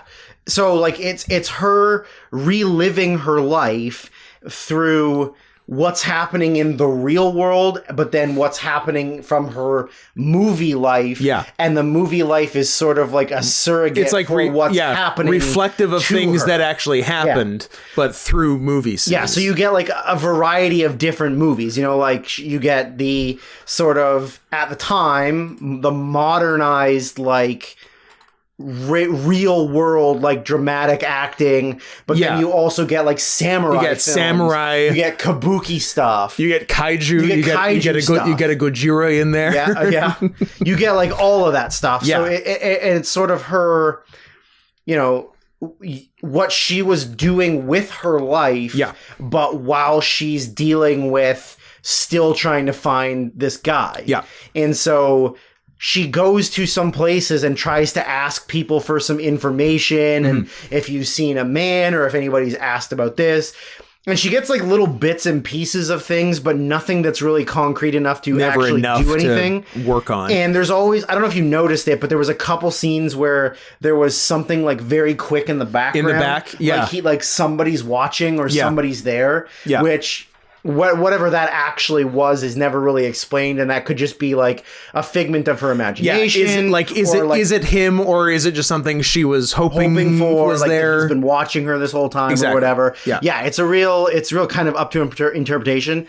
But she's looking for him, but she keeps, or maybe not keeps, like a couple times she's run into the military officer who had originally asked her where he was. The original guy who asked which way to go. Yeah. So he like kind of recognizes her, but now he knows her like because she's a famous actress. Yeah. But he's suspicious of her because of that situation. Like he knows who she is. Yeah. So he wants to like keep an eye on her just in case.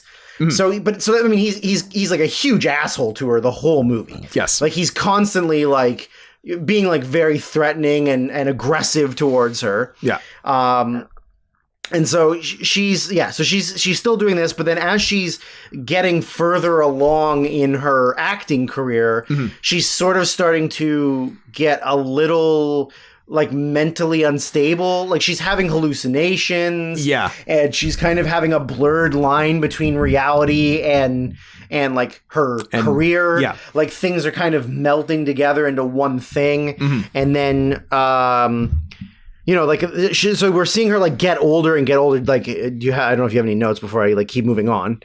Whatever your notes are for. Yeah, I only had a few, but when she, just one little thing, when she first got into acting, her mom said she couldn't act, and then she literally did like her put the head down and shuffle away while the sad Charlie Brown music plays. Yeah. That was good, and I must have been one of the, when she was still young, talking about one of the, I guess one of the first directors she worked for. The quote was, "He loves auditioning actresses," which is such an ominous sentence. Yeah. I didn't like that. Yeah, I did not like that either. Then I just had a lot of the transitions between like scenes and scenarios were very cool. Very cool. And very well done. How it went from like real world like through a door, and now all of a sudden she's in like the outfit, and and then how it would go back out usually onto like a still from the movie, or like the poster from the movie. So as they're getting further along the story, and I like the cameraman was kind of very dumb acting and very repetitive. And it was really funny that like every time they would go to a new movie thing, he would just be like terrified of everything. Every time. And everything scared him. Yeah. And the documentarian is like, dude. It's like, calm down, man. We're like, can you just shut up and film this? Like, you're going to be fine. It's fine. So as they're getting further and further into her story, we're just in an old lady's imagination. We're just in a sad old woman's brain. Nothing bad's gonna happen. Don't worry about it. So as they get further and further along, it's revealed that like this isn't the first time that the director has been involved in her life. So that when he was a much younger man, he actually worked on set. He was like a PA. He was like a PA or like very minor on set roles on some of her films. And he had actually like, that was where he sort of like, I guess it was vaguely implied that he had feelings for her then. I think he had a crush on her but then. now he's like not being a creep about it. No, like it's respectful. Yeah, but it was kind of the same thing. It was just like a schoolgirl crush on someone that you're just like constantly near, but you're not gonna like, it's not like he's gonna rape her. Yeah. And there's sort of a recurring motif of earthquakes in the movie. Yes. Because she says she was born during an earthquake, and then when she was younger, there was an earthquake at the studio, and this documentarian, when he was a PA, like pushed her out of the way and like, saved her life. And she, well, because she hadn't seen the guy in 40 odd years or whatever, so she didn't know he was he PA. was the one. Yeah. And then there's like, there's like several other earthquakes like at moments like when he's at the very beginning when he's watching one of her movies and he's quoting the lines, and then there's an earthquake. And then when they get to that part of her memory, there's also an earthquake. So he's known her for been around her for a long time. And but he's just sort of been like an outside observer. But then as they're getting further and further into her life, and her movies, and like things are going from what she's doing in her regular life to the movies, he becomes like a very prominent part of those movies, as if he's being a protector. Like he's always playing the sidekick or comedic relief kind of character that helps her and defends her. So like there's a samurai one where he comes and he's just sort of like a big beefy samurai dude who kills a bunch of guys, or then he's like a rickshaw driver who like protects her from this bad guy or this like bad situation. So he kind of becomes a bigger part of her life going forward, even though they don't know each other. And so as she gets older and she's like into her, like, I guess 30s or 40s. She loses the key. That wasn't during the earthquake, was it? That was a different because situation? the bitch old lady steals it.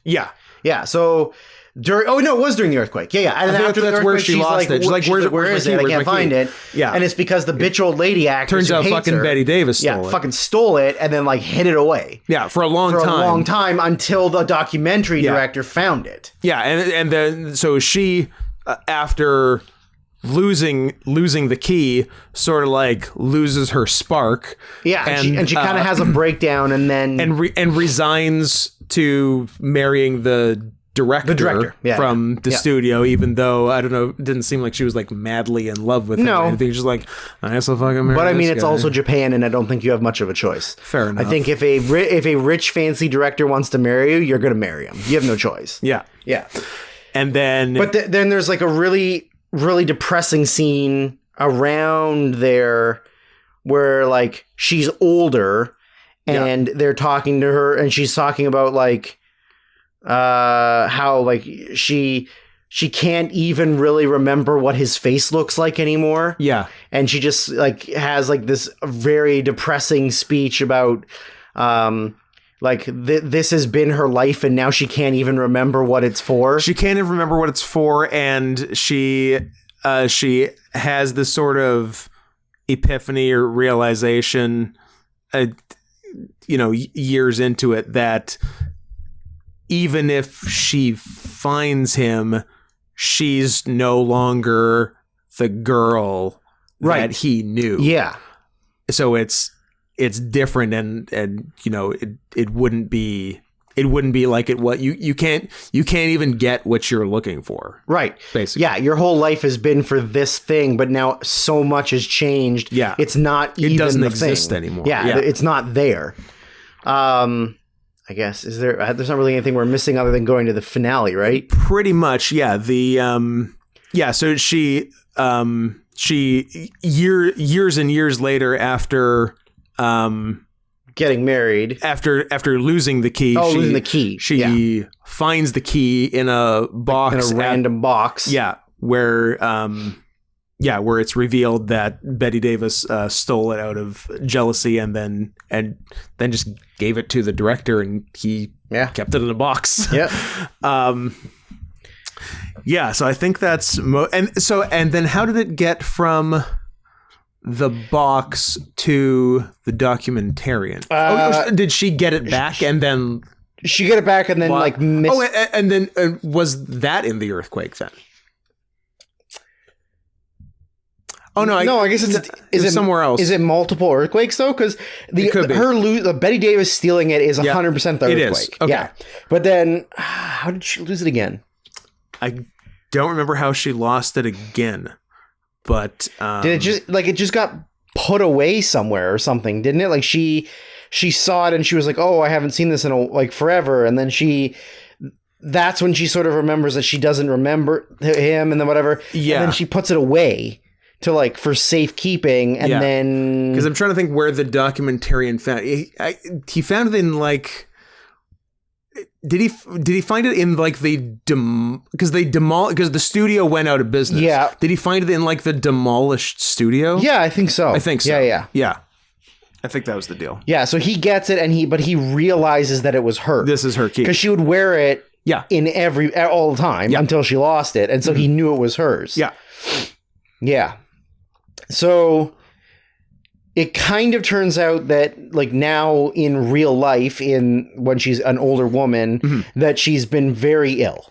Yeah. And she's just sort of been hiding it from them. They don't know anything, but she's getting kind of weak and kind of tired. And they're like, "Oh, we can finish this later. It's fine." And she was like, "No, you're already here. You're here. I'm good. Let's just do this. Let's do it." So she powers through. Yeah. And then she's at the hospital. This is back now when she's in her 40s, 50s, whatever. And why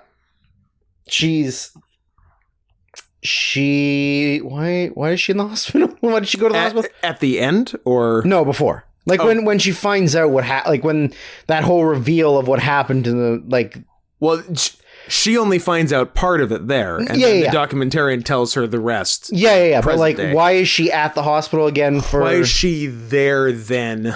I don't remember why she's there then. It could just be was there another earthquake? I don't think it was another earthquake, but well, anyways, she's at the hospital, and the military police officer that she was dealing with before, the man with the scar on his face.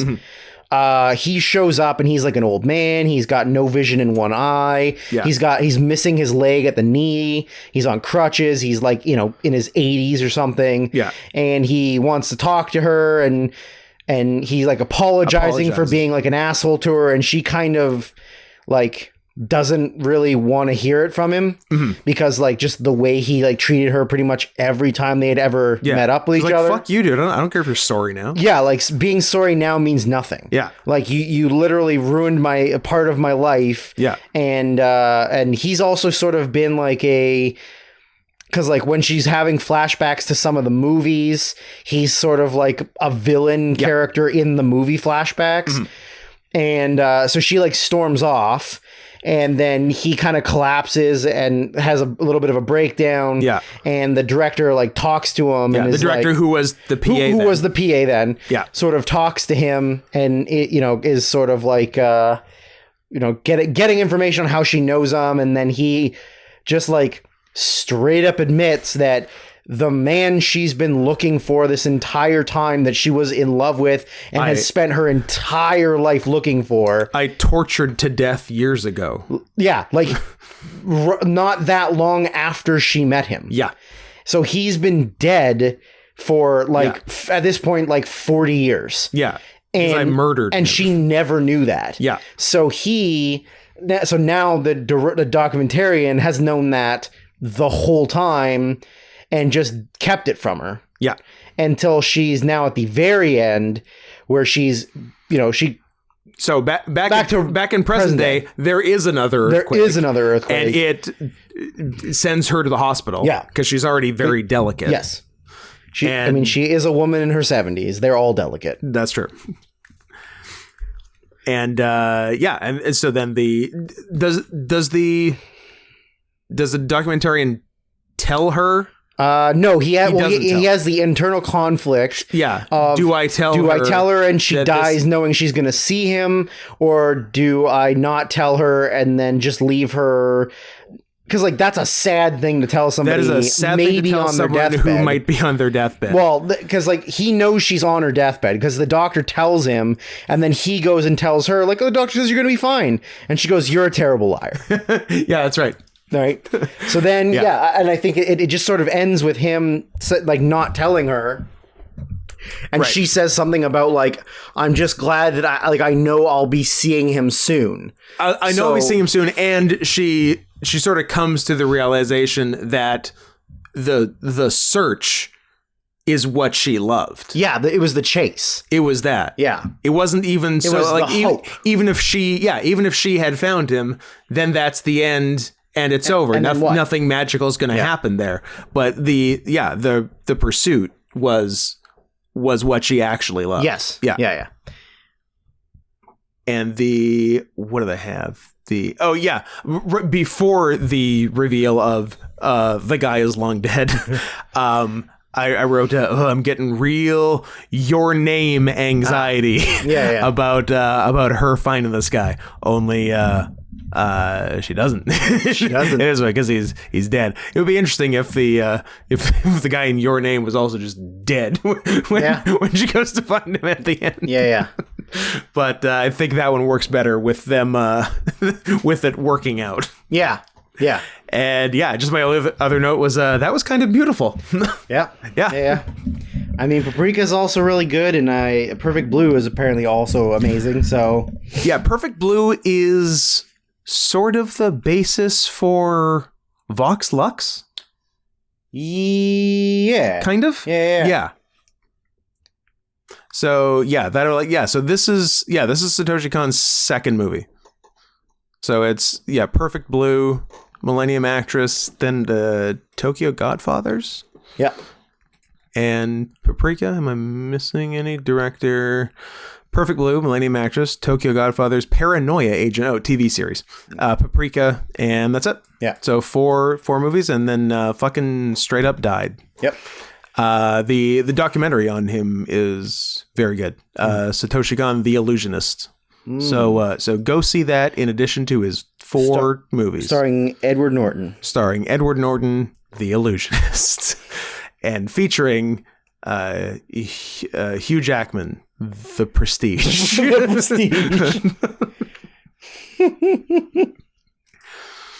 Which, of course, takes us, dare I say seamlessly, into 1986's Soul Man, which I can only assume is an apology from Brock B for making us watch 2018's Life Itself. He's like, look, I'm going to make you watch probably the worst movie of this whole project.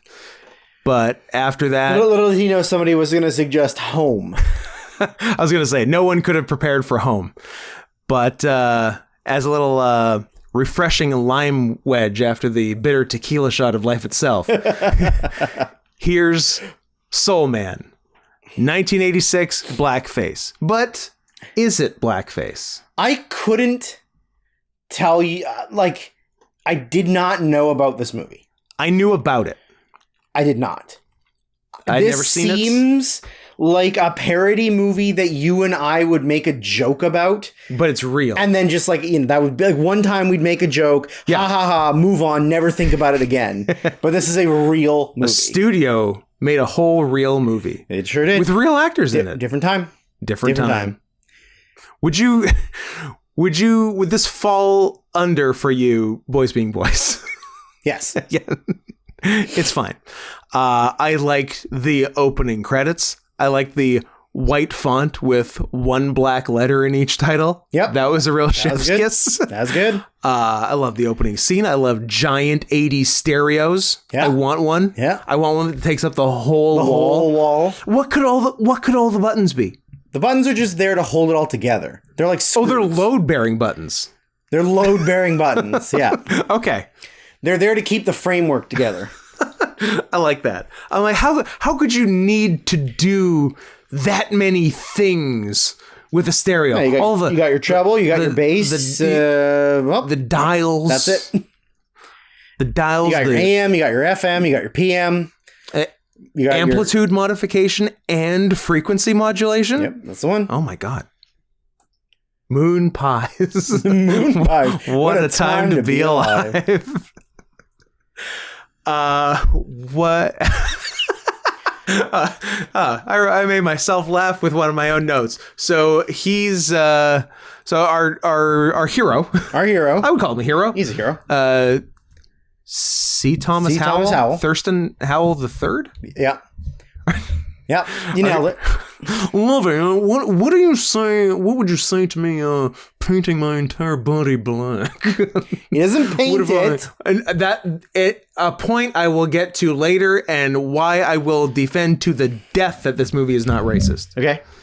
But first, I'd like to do a little more Thurston Howell the Third in blackface. Okay, say the N-word, Thurston. Here's the thing. I'll look like one. I don't want to say it. Oh my god. No? I'll look like one. That's kind of my... That's very much my get out of jail free for racism. That feels as offensive as saying the word, but it's not saying the word. That's fair. Yeah, but and pertaining to any race, because I've done it with a Chinese. I've done it with I've done it with whoever. But when you say one, just I guess it's because you're talking about them like they're things. I guess that's what makes it bad. Like they're not people. Like they're not people. Like you're dehumanizing them. Yeah. Like you're othering them. Yeah. I guess that's why it's bad. Huh. Makes you think. Anyway, am I wrong? That's why. No, it's the children. It's the children who are wrong.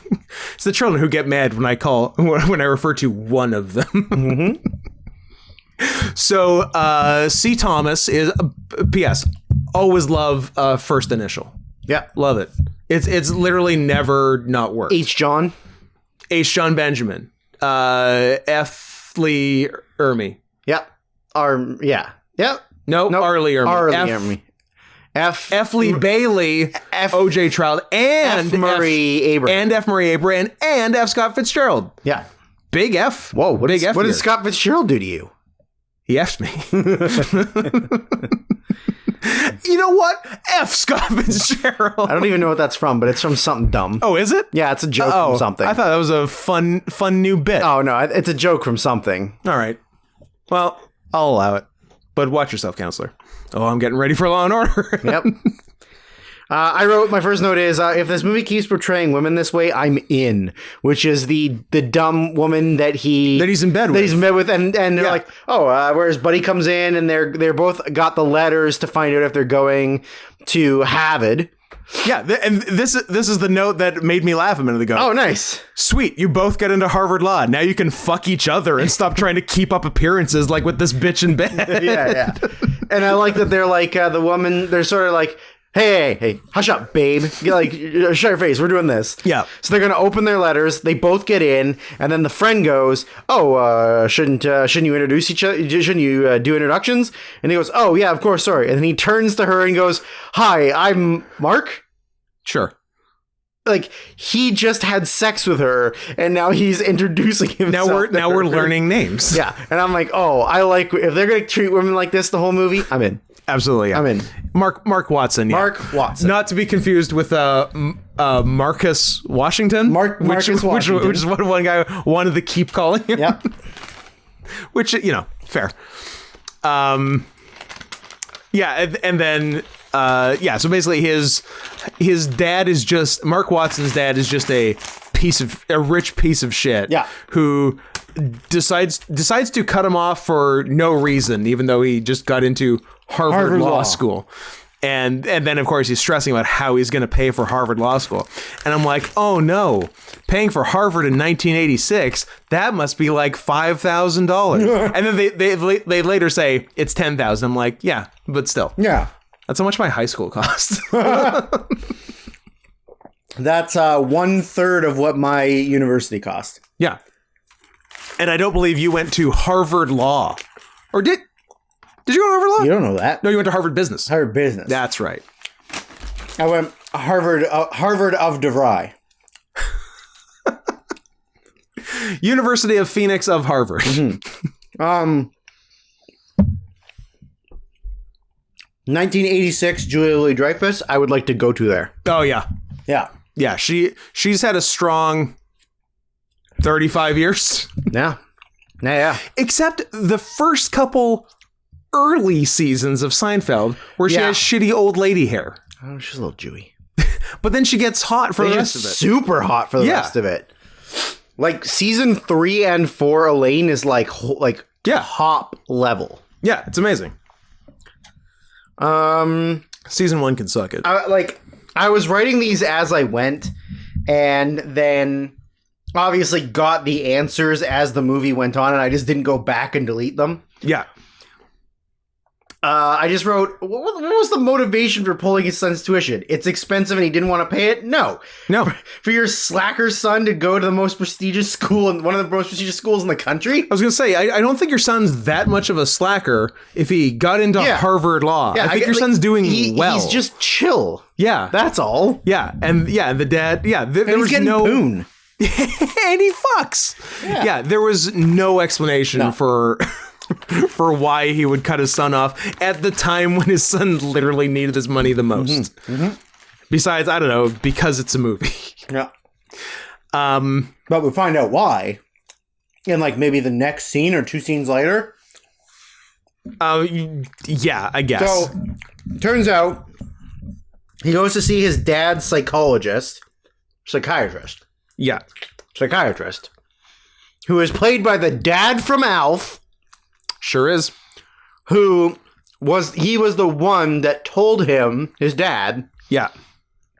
They're like, your son's old enough now, he's going to college, he needs to be on his own instead of feeding off you like my shit son who won't won't get a job and won't go to this. It's literally because the psychiatrist is mad at his own son. He hates his own son. Yeah. So he made his dad take it out on him by being a bad psychiatrist. Yeah. That is the reason. So, what they're doing is they're like, okay, we got to figure out a way. There needs to be some kind of tuition we can get. So they're going through some kind of scholarship, the scholarship booklet. Yeah, that tells them all of the scholarships, as if you can just find them like that. Yeah, and then they found one that goes to the top Harvard Law School applicant in the San Diego area. Yeah. And they're like, hey, perfect. How many of those can that be? And they're like, hey, dum-dum. It says black. It's the top black applicant. And then look straight to the camera. Boom. Cut to blackface. Love it. Change nothing. I wrote the note, but I don't know what the context was. What do you got? So he shows up the next day, or I guess it's implied that maybe some more time has passed, but it's not immediate. I was unclear. Yeah, how fast it happened. At first, I thought it was the next day. I think it might have been the next day, but I was like, it doesn't make real sense. Quick. It doesn't make sense. So he buys some. So before we get to, because they don't tell you at first the process by which he is black. Mm-hmm. We just see that he's black now. So the first thing I wrote was, he did the arms too, so it's not racist. Mm-hmm. Not unlike 3-time undefeated Prime Minister Justin Trudeau. Mm-hmm. Champion, now and forever. Mm-hmm. And then they say what the process was, because they have a friend who's like a research chem guy who was working on tanning pills. And he's like, well, if 1 pill tans you, 15 turns you into a Negro. Does it also change your hair? Yeah, it does. Oh, really? Yeah. Yeah. How about that? Okay. Yeah. What do you want to fight about it? Yeah, it fucking does. Okay. So he does that. And then I write, oh, so it's not even paint. This is fine. Who's mad about this? It's his skin. His body is choice. True. Right? What's anyone mad about? They could remake this movie today, shot for shot, with Zac Efron, and it's fine. Yeah. Totally fine. Everyone needs to relax. None of the how tired are you of people saying they couldn't make Blazing Saddles anymore? I'm just about done with that. Because they don't understand the comedy of it. Yeah. Yeah. And like, that's the whole point. Yeah. Also, you could make Blazing Saddles today. Please don't. You can make all kinds of stuff today. Shut up. Please don't remake Blazing Saddles. Oh no, I beg that you don't. But you could. Yeah, but they just don't understand the comedy of the sheriff is a ring the bell. Like, they don't understand the joke. People just look at it as being racist. If only someone had rung the bell when Michael Richards was on stage at the Laugh Factory on that fateful day in 2006. Yep. A day which will live in infamy.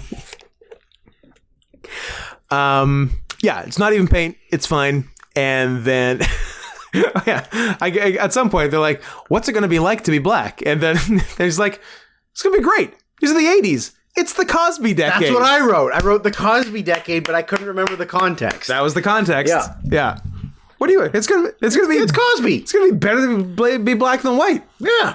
Come on. It's the number one show on television. Number one show on television. Rudy. Rudy.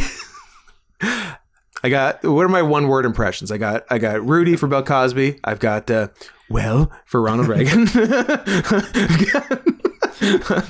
good. I had another one also, too. that also kind of Clint Eastwoody. Well, no, he's gruffer. Reagan is just, well, Mr. Gorbachev, I'm gay. So where are we at? My next note is Stevie Wonder. I don't know how much. I just wrote, I popped hard for Leslie. Mm-hmm. He's great. He should have done more in this. All capitals. Why is Leslie Nielsen in this movie and hasn't done anything funny? Because it was a serious role. He was a racist. What? He was an old racist. You know what? Now that you say it like that, I understand. Because as a Leslie Nielsen style, a Liam Neeson style funny man. Yeah. I understand every now and then wanting to take a break, stop having to make jokes, and just be racist. Yeah. It's real easy. Yeah. So you know what? Cut him some slack. You put it that way, I feel you. I love Leslie, though. Who doesn't love Leslie? He's amazing. He has a girl's name. So does Kelly. So does Kelly. There you go. Kelly's our Leslie Nielsen. That's true. So he gets the scholarship. And he's going to move near campus, but because he's black, he can't get an apartment. Yeah. So his best friend's mom has to rent them the apartment. Yeah. And when they're moving in, the landlord is like a very Mick Irish guy. And it is just so racist. So racist. Like he's helping him, his white friend is helping him move in, and he goes, Hey, when your mom rented this place, you didn't tell me that your friend was and he goes, what do you mean, He's like, a black. And he goes, he's a black? Oh my God. He's like, thank you for telling me. I'm going to talk to him about it right now. And it's like, so there's a lot of that happens, but when they're doing the like walkthrough and he's like, no loud music, no parties, no pets. And then he goes, oh, yeah, sure. And then he leaves. They turn the music up full blast. Yeah. They start, they crack beers. And then the friend off screen goes, hey, we should get an ocelot. Yes, he does. And they should have. And they should. So, my next note is, so he starts class. And when he's there, so it's really funny. He like sees he's like at orientation day, I guess. Yeah. And he's just sort of like hanging out, and he just sees like a girl across the foyer, and of course she's black. Yeah. But like, she's not even that cute. There are other girls on campus Surely, that are way more attractive. surely, given his new situation, there was a fat white girl somewhere. Yep. But as we learn later, he doesn't have the right equipment.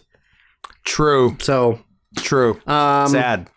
So he goes to he realizes that he and his friend are going to do the same courses. Yeah. And when they're going to like register for classes, he decides he's going to change to this other course. And his friend goes, but we weren't going to do it till next semester. And he goes, but I just realized the professor is black. James Earl Jones. JEJ. So he goes, I'm going to take it now. So he signs up for that class. Maybe James Earl Jones will teach me cool handshakes. Maybe. Or maybe he'll have a giant scary dog on the other side of his fence. Also possible. So he turns out that he's in the same class as the beautiful black girl that he's in love with. Yeah. And because they're sitting alphabetically, they sit next to each other. Watson and, I don't know, Zendaya, whatever her name was. So, she invites him like, it's the first meeting of our young black Republicans or whatever. Yeah, it was young black Republicans. It was the black Israelites. Yeah, the black Israelites. So it's tomorrow night at 7, and he goes, "Oh yeah, right on. I'll be there, homie."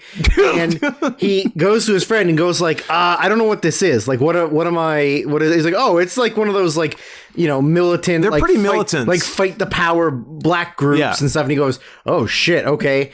So he shows up cosplaying as a Black Panther. Full Black Panther. Yeah. And he's like, right on, brother. And everyone there is just in they're just nerdy black business people. casual. Yeah, they're just smart, nerdy black people. Like sweater vests. So he walks in like that, and then he goes to his friend, he's like, you fucked me. He goes, I have been shamed. I was joking. Like, you dumb bastard. Yeah, like, why would you take me seriously? Good prunk. And then the next scene is so he and his friend are going to the gym, and they're gonna play some shooty hoops. Yep. And that scene played out exactly the way I wanted it to play out. Perfect. It was two white bros. It was drop the banana peel.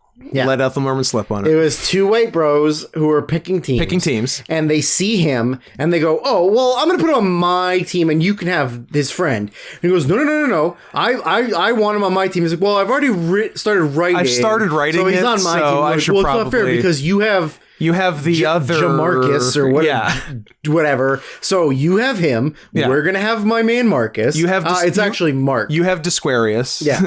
And he's like, "Yeah, okay, fine." And then they get into a scuffle. Yeah. And then he's like, "Guys, I'm not actually very good." Yeah. And they're like, No, see, he's not very good, so put him on my team. And they're like, No, he's going to be on my team. So then he gets out there and he gets... My team's actually already... I think my team's already a little better, and he said he's not that good, so we'll put him on my team. Yeah. It's fine. Yeah. So they pair him up against the other black guy who is 6'6" and probably a professional basketball player. And it is... I think it was Patrick Ewing, fresh off his appearance in The Exorcist 3. The weirdest thing in the world. So weird. Fabio and Patrick Ewing. I think that's my favorite movie. It might be. Might be mine too. So yeah, the scene is literally just exactly what you think. Like a white guy who is not good at basketball. It is people treating a white guy on the basketball court like he's a black guy, and it goes bad. Yeah. So he sucks. He's trying to do fancy passes, and the other black guy is just dominating, just sunning him. Yeah, just sunning him. Like he tries to do it between the legs, bounce, and he nuts himself. Yeah, classic. He can't defend him. Any white guy listening to this, you've done that before. Yeah, you have nutted yourself trying to do it through the legs dribble. Yeah, of course. Yeah, who hasn't? But yeah, so it goes exactly as you would expect, and that was I'm so glad that scene played out the way it did. That's what I wanted it. It's perfect. Okay, now I'm at Stevie Wonder. So his rival from high school. Who's going to Boston University, I think. And he's on like the Harvard wait list. If anyone drops out, I'm in. And he's like, I'm first. Dating Julia Louis? Julia Louis Agulia. Yeah. But he's dating her, or they're just friends. I don't know. I think she's involved somehow. Yeah. They smash. Yeah. Smash and pass. She's probably on SNL right now. 86? That's a good question. Post? Julia Louis. Why can I only say it like that? SNL. When were you on it? When were you on it, my dear? Show us your songs. 82 to 85, so fresh off of SNL. Okay. Well, could have filmed it during the last season. No. Okay. I can't believe she was on that long. I felt like she was on for like 1 or 2 seasons. 57 episodes. Wow. Good for her. I get 3 full seasons. I guess it pays when your dad's rich. It sure helps. Is there anybody in Hollywood whose parents weren't rich or famous? No. That was my question and was also the correct answer. Yeah. You win. Everyone's parent in Hollywood is like a casting director, a director, a producer. The last person who made their own way in Hollywood was like 1947. Johnny Knoxville. I think it was Johnny Knoxville. Yeah. Future WrestleMania performer? Yep. P.S. Y'all are getting a WrestleMania preview sometime, hopefully before WrestleMania. Boo. You're hearing this. Boo. Boo, WrestleMania. Boo, liar. Do a pay-per-view somewhere else. Yeah, you're hearing this on Tuesday. The show's on Saturday. So, I don't know. We'll have to figure that out. Stay tuned, I guess. I don't know. I'm not your fucking mom. You aren't my fucking mom. But, yeah. Or, hear me out, you don't get one. But we'll see what we can do.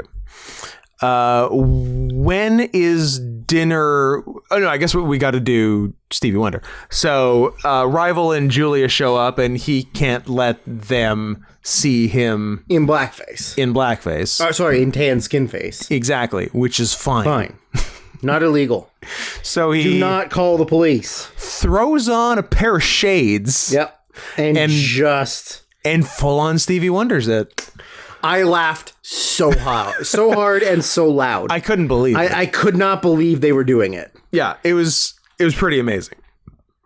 Just full on head back and forth, jiving to the music, waving, and it was amazing. Well, his friend covers for him being an absolute being a maniac. deaf blind mute who's attending Harvard Law. I think he said he wasn't going to the school. I think he said he was just hanging out. Yeah, maybe. Yeah. But it was great. Changed nothing. I think shortly after this is dinner at Leslie's. Yes. Okay. So Leslie's got a daughter, which is Melora Hardin, Jan of The Office fame. Yes. Much younger, obviously. And I thought you were going to say James Harden's wife. James Harden's wife, who she's very into him because he's a brother. Mm-hmm. And they fuck. And she's like, I'm doing this as like a social experiment to see like what stereotypes are real and what are not. Like, you know, like the stereotype that black men are very there with you in the moment, but like not all of them are true. And he's like, oh, like what's not true? And what's not true? Oh, well, like not all black men have big penises. And he's like, I thought my penis was okay. So he's having dinner with her family. So he's kind of a scumbag because he wants to date the black girl and he likes her. Yes. But he's also fucking Melora Hardin and like... But he's not that into her. Not that into her, but he's like into her enough to go to dinner with her parents. Yeah, that's correct. Yeah, he's... All right. He's kind of a bad guy. He's kind of a bad guy, yeah. But they're at dinner and... What's the situation? Because... a couple of like stereotypes of other races are talked about. Yeah. And then are shown. Yeah. Because someone... Well, they're not... So the mom sees him as like a jungle savage. That's right. They see him as different kinds of black stereotypes. Yeah. And I could make my peace with most of them. I'd be like, yeah, that checks out. But when Leslie Nielsen saw him as literally a 70s pimp eating watermelon. Yeah. It was a lot. It was a lot. It was a lot. Yeah, for sure. Especially knowing that is a white guy in blackface doing that. Yeah. Like it would have been kind of fucked up if it was a black guy. Sure. Or even if they had a different guy. Like Leslie Nielsen's vision of pictures him a black guy was like an actual black guy doing that. That's still kind of uncomfortable. Yeah, but not as bad as a white guy. This one was tough. Yeah. I can guarantee you this is the only time in my notes over these 4 weeks that I wrote the phrase might have been a bit much. Yeah, I think so. But they went this far, they were committing to it. I mean, if you're going to do Soul Man, you should do that. Yeah. I can't promise you I'm going to be there all the way with you. Yeah. But I respect it, if nothing else.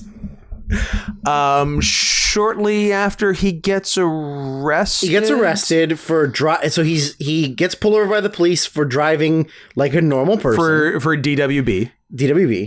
And the police officer asks for his license and registration. Yeah. Gives him the registration and then realizes his license is still... I'm white on my license. White-faced him. So I forgot. I forgot my license. Well, I'm going to beat you and throw you in jail then. Beat you and throw you in jail. So he throws him in jail. As true today as it is now. So I like that part. There are some timeless parts of this movie. There are. Like the police industrial complex's brutalization of minorities. So he gets thrown into jail, and when he gets in there... With a bunch of Celtics fans. Where MC Gainey drops a full, hard R. One of the harder R's I've heard in my time. The hardest R. Once again, might have been a bit much. Yeah, as soon as he sees him, like... That is something, I know we've said it in the past, but that is something that is the most insane about people from Boston. Yeah. That they call the players on the team that they dedicate their life to. That they have multiple tattoos of the team's logo or championship years or white players from the team. Yeah, like on their bodies. Yep. And they will call the black players on their own team the N-word. Absolutely. Without a second thought. Mostly the Red Sox to Mookie Betts. Southie. To be fair, his name is Mookie. You know what? That's on him. I don't think his real name's Mookie. I think that's his nickname. But if it is, I'm going to lose my mind. Here's what I don't like. Mookie Betts' real name is Marcus Lynn Betts. Nice. So Mookie was his choice, so he has to live with it. I don't like that there is an American basketball player named Mookie. Wait, as opposed to what? American basketball player as opposed to what? A Spanish basketball? I don't know why I said American. I don't know why there's a... Here's what I meant to say. I don't know why there's a black basketball player named Mookie Blaylock. Yeah. And there is also a white comedian named Mookie Blakelock.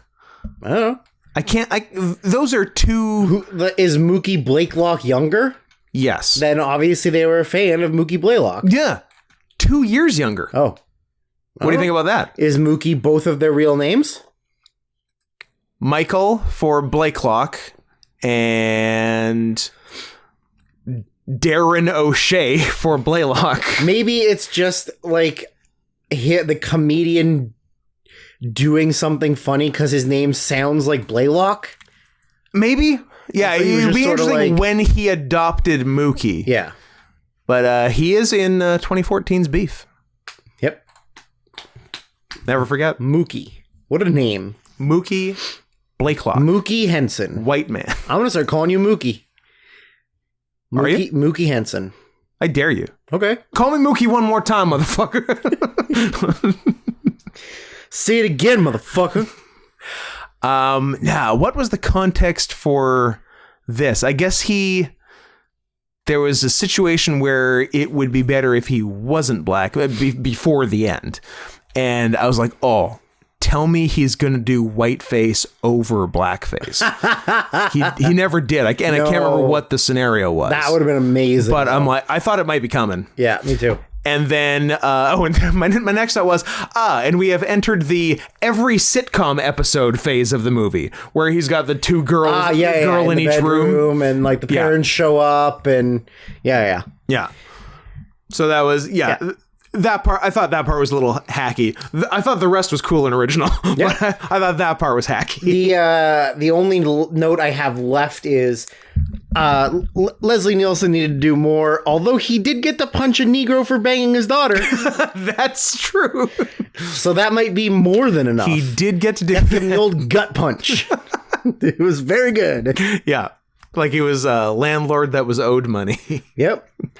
Scott, are you implying that black people don't pay their landlords on time? I mean, that was just a dirty work reference. Racist. That comes up. That's his problem, or that's his department. That's my department. You don't pay. I punch you in the stomach. I love that the white girl who was with him ended up with a native guy after that, and was saying the same thing, but only as it pertained to native instead of black. Also, I don't think that guy was native, Scott. I don't think it was either. That was a white man who was very tanned. I think it might have been John Wayne. Could have been John Wayne. Yep.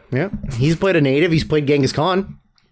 So he has played Genghis Khan, which is fucking wild. So wild. So he gets in trouble and then has to reveal, but why does he have to reveal? What was the deal? But anyway, well, he finds out that the black girl that he's in love with was the only other person would have gotten the scholarship, and he starts to feel guilty. And he feels super guilty. And she's got a son, so she's been going to Harvard the whole time while also working full time and looking after her son. So he's starting to feel guilty about it, and then he's also kind of. He was fucking up, and then when he gets beat up and he goes to talk to James Earl Jones about not handing in his project, James Earl Jones kind of gives him like the pep talk of like, listen, black people don't get a lot of opportunities here. You're really fucking up. Like you need to pick it up. Or if you got to work twice as hard as them, you fucking work twice as hard as them. Give him the old speech about like, stop getting profiled by the police and getting called the N-word by MC Gainey in jail. Yeah. Like, that's your problem. Fucking get your shit together. So he's gonna get exposed by the rival. Yes. Because the rival sees him and realizes that's what he's doing. Yeah. So then after his parents came to visit and he tells his parents and they don't believe him. Yes. Which is funny. Yeah. I'm black. And they're like, no, you're not. No, you're not. No, you're not. Shut up. You're not our son that we've known your entire life. Yeah. You're just some black guy. You're just some black guy. Give me back my family.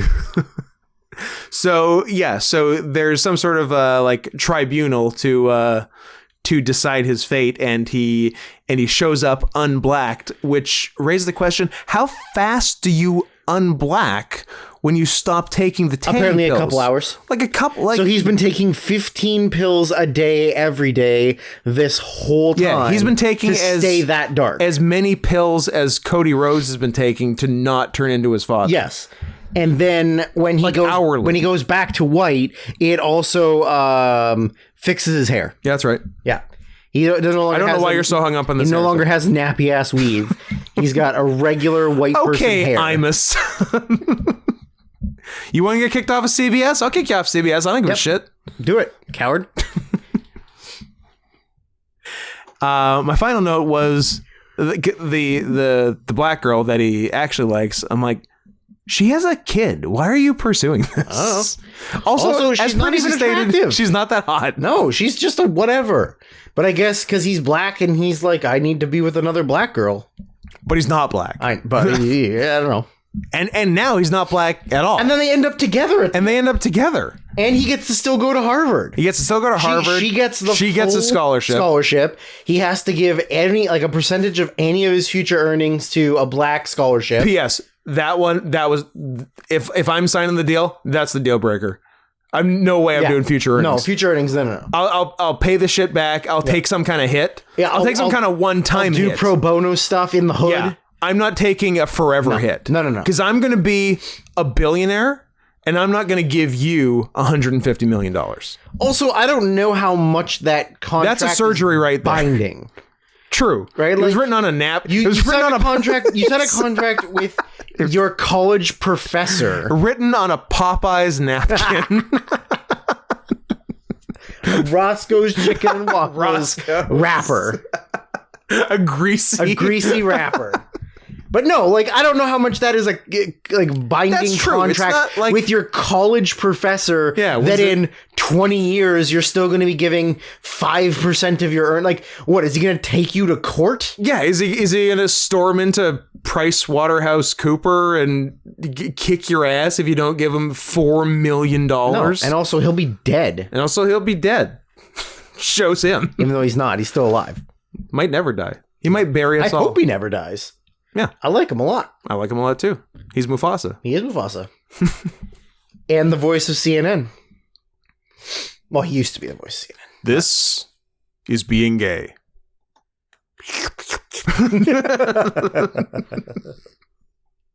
China Salesman 2017, brought to us by Chairman Meow. What are you doing, Chairman Meow? What the fuck? What was the other one you gave us? The DMX Steven You gave Seagal us one. Beyond the Law and China Salesman. He just gave us bad Steven Seagal movies from the last 5 years. Do you not like the show? Or I think I'm going to tell you what I think happened. What do you think happened? He went to Amazon Prime. He looked at movies that had old shitty actors in it and a bad rating and went, these two. What if these are Chairman Meow's 2 favorite movies and you just hurt his feelings? Then we have a dum-dum listening to the podcast. Which it shouldn't be, because we've enacted a strict no dum-dums policy quite some time ago. No dum-dums. So I don't know how you would have slipped through the cracks. We're only allowed one dum-dum on the podcast, and that's Scott. Correct. I'm a professor. I'm a professor. Professor. Of pussyology. They said the title of this movie so fast in the movie. Yes, they did. I was so excited. Yes, they did. And also, it comes back a lot, and I don't understand. I think I made the note pretty late in the game because it kept happening. But why do they keep calling an experienced IT guy spearheading an international telecom bid the China Salesman? Because he's selling China. No, he's not selling anything. He's a salesman from China. He's not. He's got investment opportunities. He might. I don't know. It really bugs me after a while. First of all, he has a name. Second of all, that's not even an accurate description of what's going on. Nope. It's super weird. I don't know. I do like that this is basically a propaganda movie for Huawei. Yep. 100%. So that part is tight. I like that in the movie, Steven Seagal is pro-Islam. He was pro-Islam. A man who's like very like America. And now he's pro-Islamic State. Yeah, I'm all for it. Maybe he should become a Russian citizen. Then we can get a Steven Seagal Gerard Depardieu movie. He literally is a Russian citizen. Is he a Russian citizen? Yeah, I think he is. Nice. Let me see. Nice. I'm 90% sure he is. Steven Seagal. Russian passport. It comes up by itself. Vladimir Putin presents Steven Seagal with Russian passport, November 25th, 2016. Right before this. Way ahead of you, Drew. Wow. He has thought of everything. So he's not an American citizen anymore? I think he's dual. Oh. I mean, it'd be sick if he gave up his American citizenship. Well, I don't know what Russia's stance is. I mean, Gerard Depardieu had to give him his up, but that's because he was a business criminal. Yeah. My first note was the second late 2010 Seagal movie. Thanks, guys. Although it's just guy.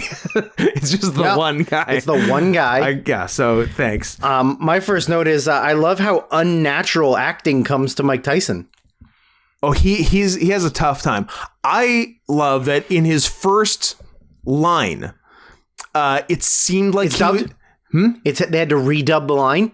They did have to redub the line, but it seemed like his first couple lines, it seemed like he was thinking about doing an African accent. Yeah. But then gave up during the first sentence when he remembered he could barely speak English at all. Correct. Let alone do a different accent. And there were a few times sprinkled it throughout the movie where he had like one word about with like a North back. African or East African accent. You must never trust a woman. He doesn't trust a woman. He's hit a lot of them. You must always rape a woman. Imagine being the hardest punching boxer in the history of mankind, and you're hitting women. That's wild. I mean, it really is taking a gun to a knife fight. Yep. It's taking a gun to a barehanded fist fight. It's taking a gun to a McDonald's play place. Yeah. I feel bad for any woman that got hit by Mike. Damn. Yeah. That poor... Was she a nurse? I don't remember. I think he raped a nurse. That sounds like him. He's America's favorite rapist. He is? People love him. I mean, people do genuinely love him. He saved WWE. Yep. They were losing money hand over fist for the entire mid-90s. They staked everything on bringing him in for WrestleMania 14 in 1998 to help coronate Steve Austin, the new star. And it fucking worked because everyone loves Mike Tyson, fresh out of jail for getting convicted of rape. Yep. Remember when his entourage dropped all that money? Yeah. During the scuffle? Sick. That was wild. Yeah. That was a lot of money. That was a lot, yeah. Number one, why are you carrying that much money? Because you have to. Maybe that was how he got paid that night in cash by Vince. In singles. In singles.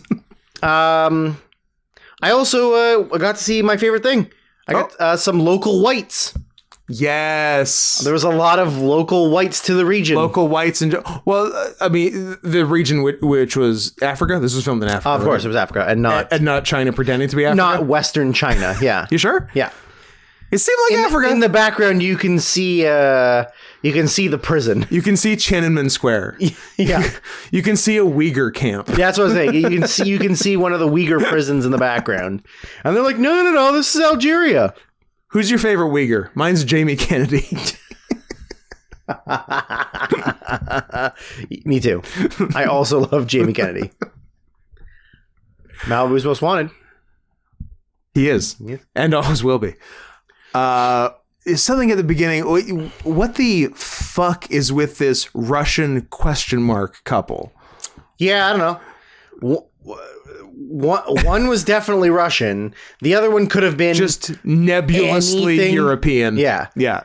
Just take your pick. Any Scandinavian or Eastern European. Yeah, or German. Couldn't even pin down a part of Europe. No.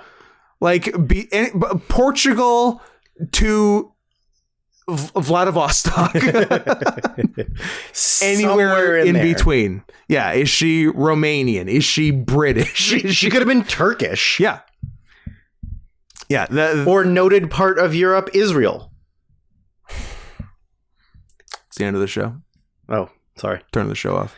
That was too far, telling you that Israel is in Europe. If you say Israel is in Europe one more time. Well, you better talk to FIFA. I am just going to lose it. FIFA's got them in Europe.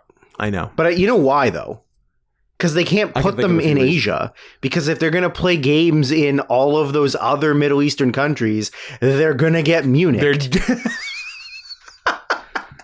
It's true, though. Are they going to play soccer friendlies in like Iran, Iraq? I don't know how. Palestine. Okay, Palestine doesn't have a team, but I don't know how much of a friendly that would be. Exactly. I see where you're going. They're doing it to protect the Israelis. You're going to get Munich, so just play with your friends in the West. Play with the whites. Yeah, not the browns. That is, man. That's 100% true. Yep. I didn't really think about that, but if they put them in the Asian region, which they are supposed to be, there would no longer be. There would be one game played in the Asian region, and then there would not be an Israeli national team. So Israel-Iran friendly ends in a no contest after every member of Israel was murdered on the field. Murdered in their hotel by the good guys. By the good guys. If you watch it the correct way. Yeah, I wish there was a cut online of it backwards. That would be amazing. Munich backwards cut.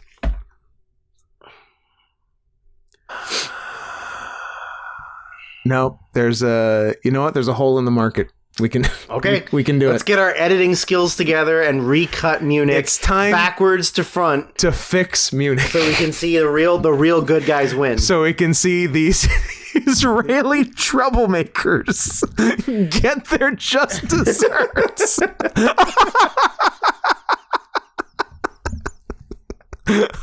Oh boy.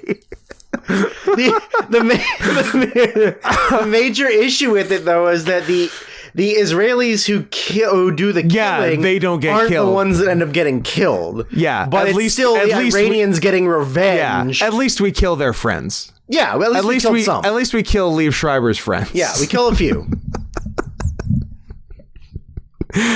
Troublemakers. What's going on in this fucking movie? The sound mixing is garbage. Sound mixing's terrible. Yeah, that was worth a note. I loved the Steven Seagal Mike Tyson fight that clearly was not Steven Seagal.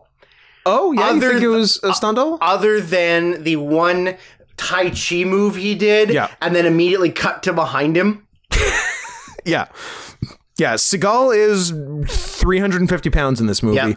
But, and even when it is real Seagal, he is standing more than in most movies of the time. But he's not moving. He's no. But look, Tyson's doing the punches, and Seagal is very casually. He's doing quiet old person park Tai Chi. He's doing Tai Chi, yeah, of course. Yeah.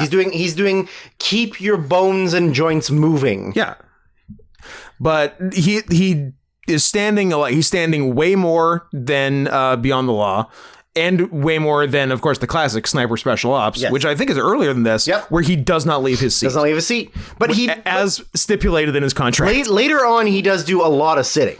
After this Drew, I'm not saying there isn't some sitting. Yeah. Like, there was a whole scene where he stood for almost all of it. After this fight scene, that's it. He sits until the very end of the movie. Yes. Yeah. Yeah. It's also super unclear, like, whose side he's on. It's also super unclear who's the good guys and who's the bad guys. The whole movie. Pretty much. I mean, yeah, at the end of the day, we were supposed to root for Huawei. Yep. But also there's like vague face turn Mike Tyson, and then Seagal was like a bad guy, but also a good guy.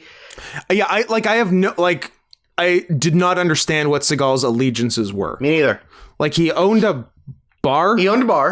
And he was had like high-level dealings with people, but it seemed like he was kind of with both. But then he also sort of had some kind of ties to the military or the Chinese government or Huawei or unclear. Something. Very unclear. Very unclear.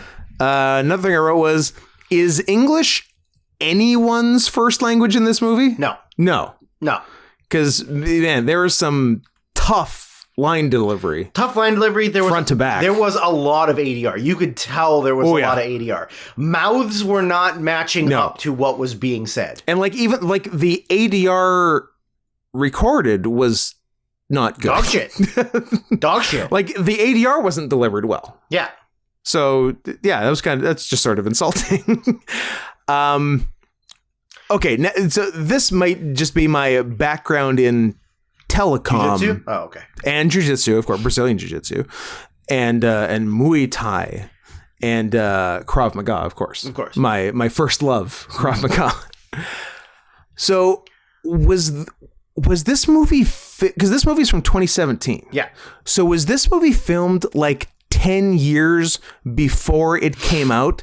Because they're setting up a larger cell phone grid in Africa. Yeah. Basically is the deal, and it's who's going to get the bid to do it. And they're talking about CDMA versus GSM as the type of network they're going to use. And then our friend China Salesman is like, what about 3G?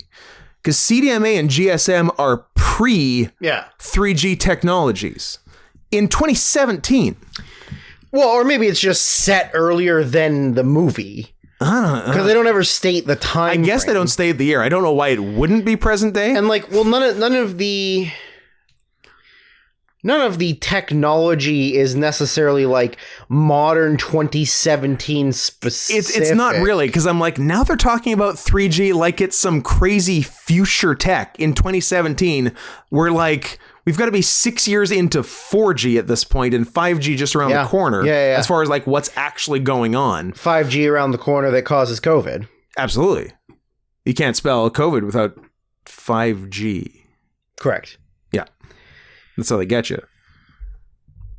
W, 23rd letter, the number 23, Jim Carrey, Mr. Popper's Penguins, the Penguin, the Batman, Morbius, the real Batman, Jared Leto, 30 Seconds to Mars, Mars Attacks, Jack Nicholson, Jack Nicholas, Golf.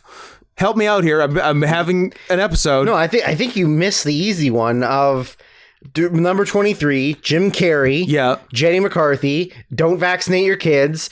COVID's not real. 5G. 5G. That was easier. I landed on golf. Well, that's where my head's at. Jack Nicholson, Jack Nicholas, Arnold Palmer, tea and lemonade. Take a drink. Delicious. I should maybe back off on the energy drink a little bit. Maybe. It's night now. It's dark outside. What else is going on? I don't love a hospital with a hand painted sign. That doesn't instill confidence. No. It's not quite outdoor dentist from Army of One, but it's pretty close. Pretty close. Yeah. That's why you never go to a country that would have that.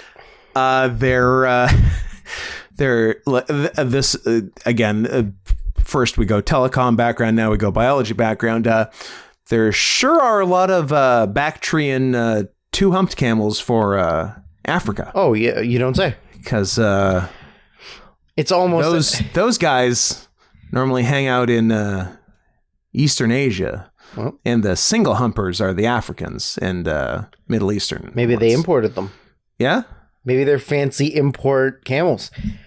And so they are fancy import camels in Africa, and we're not just in China. Correct. You sure? Yeah. All right. Because there's one thing you want to do is you want to take the Middle Eastern and Eastern ones that are used to a more diverse climate of cold and mountainous, and then put them in the scorching heat of Northern Africa, because they're going to survive quite well. Love it. They love it. If there's one thing I know about animals, they love drastic changes in climate. They sure do. What do they have? Oh, so yeah. So there's also, so the deal with the movie, who cares? Who cares? Is the guy from the rival telecom company. Yeah. Doesn't actually care about the cell phone bid. He wants to basically start civil war. So something can happen, and then another thing can happen, and then he can get all the minerals they have. Basically. I have no idea. Okay. Fair enough. But anyway, I don't think I followed that part. Gotcha. There's a lot of like intra-African conflict going on, and the China salesman and some bitch and someone else, the white girl, they're trying to get to the one of the cell phone towers or something, and there's like tanks and shit, and people like firing at them with assault rifles, and the way they get them to stop, because they're just shooting at anything. They don't care who they're shooting. Yeah. And so the way they chose to let people know, hey, please don't shoot at us, is putting up the Chinese flag over their Jeep. Yeah. Oh, in guys, don't shoot. It's the good guys. Fucking reality do I stop shooting when I see the Chinese flag. When you're filming a movie in China? This guy is a hell of a China salesman. Yes, I'll say that. Maybe that's what it was. He's selling China. And you know what? He's like, you guys should like China. He sold it. They bought it. And Seagal shows back up after like an hour. Sitting down. He was gone for a very long time. Sitting down. Yeah, no, it's sit down time now. I wrote one quick note before we get over that. I went, which blacks are the bad guys? No idea. Like, I couldn't tell. There's a couple factions. I couldn't tell which ones were which. Not because they all look the same, but because they did a horrible job of explaining it. Exactly. Yeah. And I was like, I don't know. Who's this? And not a clue. So, so at the end, what are they doing? So, Mike Tyson's sort of face turns on the bad telecom guy and like gets him in a room before the big announcement and press conference and all that. And Tyson just sets up a camera on a tripod. Yep. And he's like, yo, I'm just gonna film you doing crimes. Cool? Yeah. Cool. And all the guy's good? like, yeah. And then yeah, I like crimes. Tyson leaves. And then and Tyson kills the bad guy. So Tyson kills the bad guy and then is going to kill himself. Yes. He's going to blow himself up, but before doing that, he also wanted to set off just a couple bombs. Just a little. I just want to do a little bit of terrorism. I like that. He's like, he did a full face turn, but also in his heart was still a terrorist. Mm-hmm. And I like that. I also like that the movie ends with the good guy getting arrested. Yep. Like that's literally the end of the movie. Yep. And then P.S. he was unarrested and things worked out great for Huawei. Hail China. Hail China. The only other thing I wrote was the silly ass bump that he took off of the grenade launcher. Oh, yeah. Where he like flew through the air on strings. And yeah, he got crouching time. And then I wrote probably the most white nudity ever allowed in a Chinese movie. Like it really, like you never see non-back of Asian women nudity. That's true. And this was like this had it. Side boob white girl. It's the best you're gonna get. Couldn't believe it. Take what you can get. Couldn't believe it. Yeah. And then I wrote, when like there's all that Seagal stuff at the end where it's like he's now a good guy or he's been a good guy the whole time. No fucking And I just wrote Seagal showcasing his sitting skills again. Yeah. Can't believe he was standing towards the end of his scream time. Yeah. It's always impressive. It's always like it's inspiring. Yeah. Whenever no matter how fat I get, Steven Seagal stood in a movie. Steven Seagal standing in the late 2010s is one of the most motivational things you'll ever see. And you don't always get it. Case in point, Sniper Special Ops. Sniper Special Ops. Him and Van Damme that I thought was Jean-Claude and turned out to be Rob. The other Van Damme. Drew, tell me everything about 1993's Cliffhanger, brought to us by James B. I've got so much written down for Cliffhanger.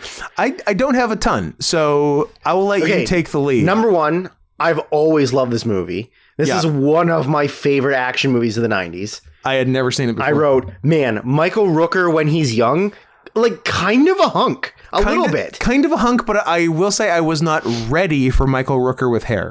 Yeah. But like, he's not a bad looking guy. No. Yeah, I mean, now he's pug fugly, but... Yeah.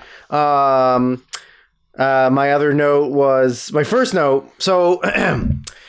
Michael Rooker and Sly Stallone. Mm-hmm. Can I call him Sly? Are we buddies? I think you're buddies. Are Oscar winner Sly Stallone. They are... Oscar winner? Yeah. Oh, for Rocky. For writing Rocky. Yeah. I thought you were going to... I was like, for acting? He's probably got a couple acting Oscars. I mean, he's got a Golden Globe for Creed. Oh yeah, he does. But okay, so Rooker and Stallone are like mountain guides for like mountain peak climbing, like hiking, ice picking, ice climbing, and Rooker and his girlfriend get trapped on the top of a peak because Rooker hurts his knee. So Stallone goes with the rescue team to help them. He didn't win for writing Rocky. Did Rocky just Rocky won for best something picture, but he was just produce, like, I don't know. Yeah. He was nominated for acting for Rocky. Yep.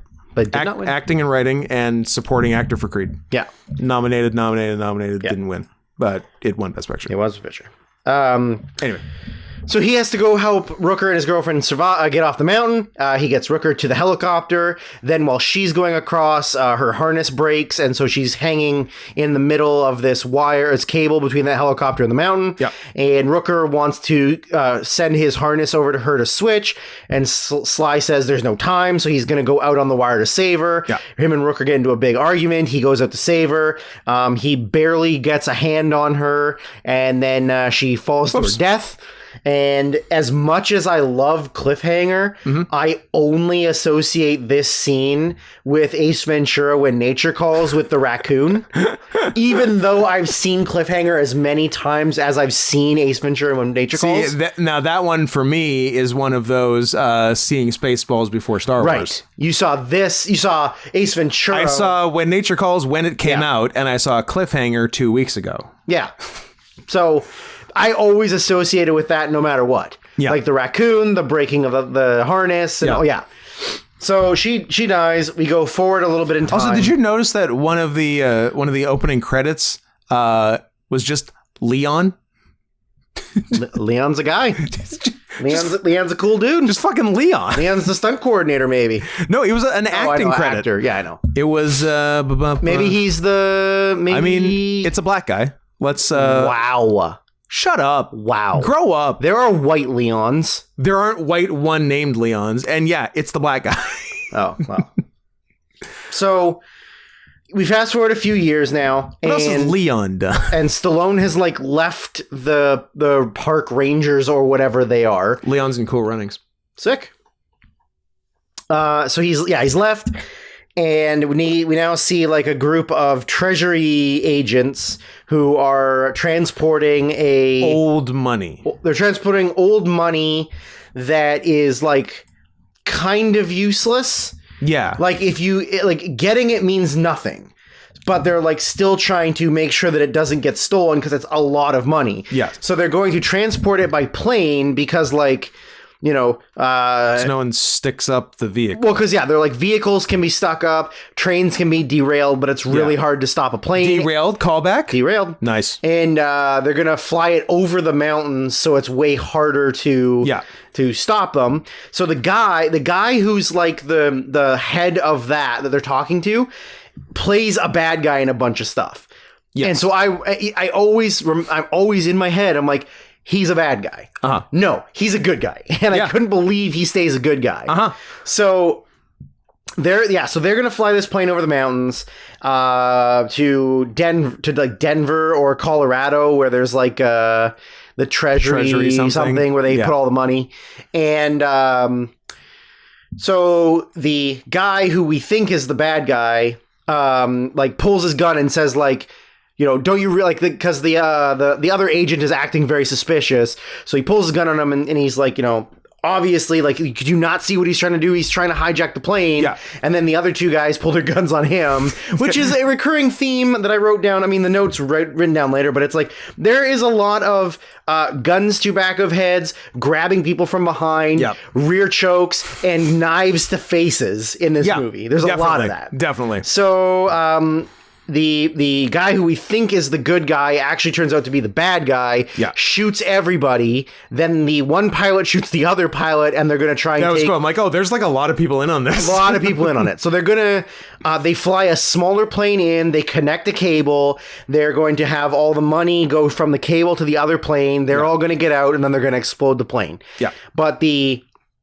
one agent who you think is going to be the bad guy and is the secret hero, he's still alive. He shoots in a semi-automatic machine gun at the plane. Yeah, it punctures the fuel, and then that plane also goes down. So now all of the bad guys are with them they've crashed on the mountain, and all of the money has flown in the briefcases onto different parts of the tops of the peaks.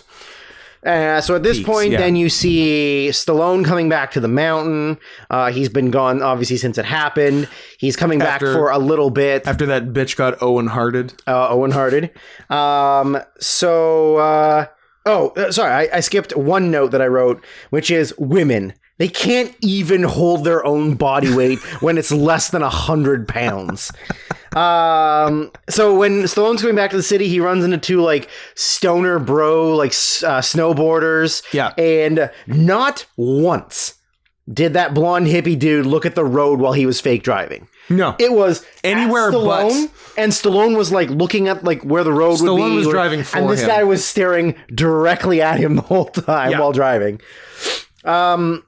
Yeah, 100%. So I said, like, this is like peak 90s action. Yeah. Rennie Harlan, like, fucking gets it. Rennie Harlan's my favorite Chinese/Finnish movie director. Yeah. Because his last, like, 10 movies have been China or Finland. Everything is either Homeland or Made for the Republic. But he, like, in the 90s, 80s, 90s, and early 2000s, he was, like, one of the kings of action. He was crushing. Not only is he great at, like, he's great at the practical effects, explosions, stunt, blah, blah, blah, but he's also just so good at filming the action. Yeah. Like, there's the scene later on where Leon and Rooker are fighting on top of the mountain. Yeah. And the camera placement, like the distance from it and the angle is so good. It is good. That it makes it seem like they're literally fighting like right on the edge of the mountain. Yeah. But like he's so good at all of that stuff. Yeah. So yeah, like I love Rennie stuff. Even though he's made some duds, I definitely love his work. I mean, he made 12 rounds with John Cena. He did make 12 rounds with John Cena. He's I'd call him unimpeachable. Unimpeachable. So so the plane crashes, and then they contact Michael Rooker, who's still working for the mountain department or whatever. He's going to go do a search and rescue, but Stallone sees it from the road, and then he goes up to try and help as well. And then that's sort of like their first interaction with each other since Stallone accidentally killed his girlfriend. So they get into an argument on the top of the mountain, and Rooker's going to throw him off the mountain. Yep. Stallone kind of tells him, like, fucking do it. Like, do it. Like, go for it. I deserve it. I dare you. And then he goes, no, you have to live with it, and saves him, which is great. Mm-hmm. So then we get to see who all the bad guys are, and Scott, What's that? Fucking love John Lithgow. I mean, who doesn't? So, even with his dumb sort of in and out British accent in this, I was going to say, he fucking rules. I see we have British Lithgow making an appearance here, as opposed to his other movies where he's almost British Lithgow. Like, he's always close. He's an American who has British cadence in his speaking tone. Yeah, he's very like 1950s transatlantic accent. Yes. Yeah. But in this, he's full on British. He's British. But the accent comes and goes. It does. Like it's British and New England. It's Brit-ish. Brit-ish. Yeah. So John Lithgow is like the mastermind, and they had made a mention earlier that like, well, this money is useless to anyone, so nobody's going to steal it. They're like, except for this guy. Except and we know how to... They show a file of a guy who knows how to, like, counterfeit that money so it's active money. Legal tender. So they're like, he's the only guy. Yeah. So they end up hiking up the mountain, and they find them, and then, I mean, it's pretty immediate that they're like, we have guns, you're going to help us. And if you don't help us, we're going to blow your brains out. We're just going to murder you. So they show them where all the placement is for all the three... containers of money, and they're like, you're gonna take us there. So they go, ugh, fine, fuck, whatever, we'll do it. So they go to the first one. They make Stallone climb up the sheer face of the mountain, and then while he's up there, they're like, well, as soon as he comes down, he's gonna be tired, so let's fucking kill him. So then Rooker like yells up to him like, they're gonna kill you, don't come down. Yeah. So they knock him out, and then Stallone gets away with the money. Yeah. So now they're chasing after him while also trying to find the other two cases, and they're using Rooker as their like their guy. They're white Sherpa. They're white Sherpa. They're Tenzing Norgay, the mountain goat. The mountain goat. So then Stallone ends up he's running away from them. He's slightly injured from from getting, climbing the mountain. He ends up meeting up with his ex-girlfriend or whoever. Yeah. Kind of tells her what's going on. They spend a romantic evening together in the mountains. But then he decides, look, I have to get back at these guys. I have to save my friend. They're not getting the money and they're not getting off the mountain. Yeah. So he starts setting vague booby traps or just sort of like cocky taunts. Sorry, yeah, it's kind of a Home Alone on the mountain situation. Kind of. So he builds a snowman. I also thought, not to interrupt, but to interrupt. I'm gonna let you finish, except I'm not. In my head before I saw it, and logistically, it would be tough to do. I kind of thought the entire movie was the movie poster. Oh, okay. He's hanging. He's literally cliffhanging. Right. The whole movie. It's 27 hours. It's 1,488 hours. Yeah. Of him just By the way, not a racist dog whistle. I just got the number wrong. Yeah, as I don't know, how a whole movie would take place like that. But every time they were just on the ground, I'm like, what's this? There's no cliffs. There's no hanging. This is stupid. Listen, when I go to see a movie, I want to see deep blue sea. Done. When I see cliffhanger, I want to see cliffhanger. So yeah, he builds a snowman and he puts the briefcase tracker inside of it. Yeah. And then they're trying to track one of the other briefcases and it's moving, so they think it's him. Has Lithgow murdered the stoners yet? No. Okay. So he puts a tracker, he takes one of the trackers and attaches it to a bunny, so they think it's moving, so they think it's him. Yeah. So there's just a lot of that kind of stuff. But then eventually they there's a lot of one by one, like Die Hard. There's a lot of one by one, one henchman catches up to him. Yeah. There's a fight and the henchman eats it. Yeah, he kills him. There's a great one where Stallone and one of the guys get into a fight and Stallone rides him like a sled down the mountain. Yes. While forcing his face into the frozen icy snow. That was sick. And just peels off layers of skin. Yeah. That was awesome. That was a good one.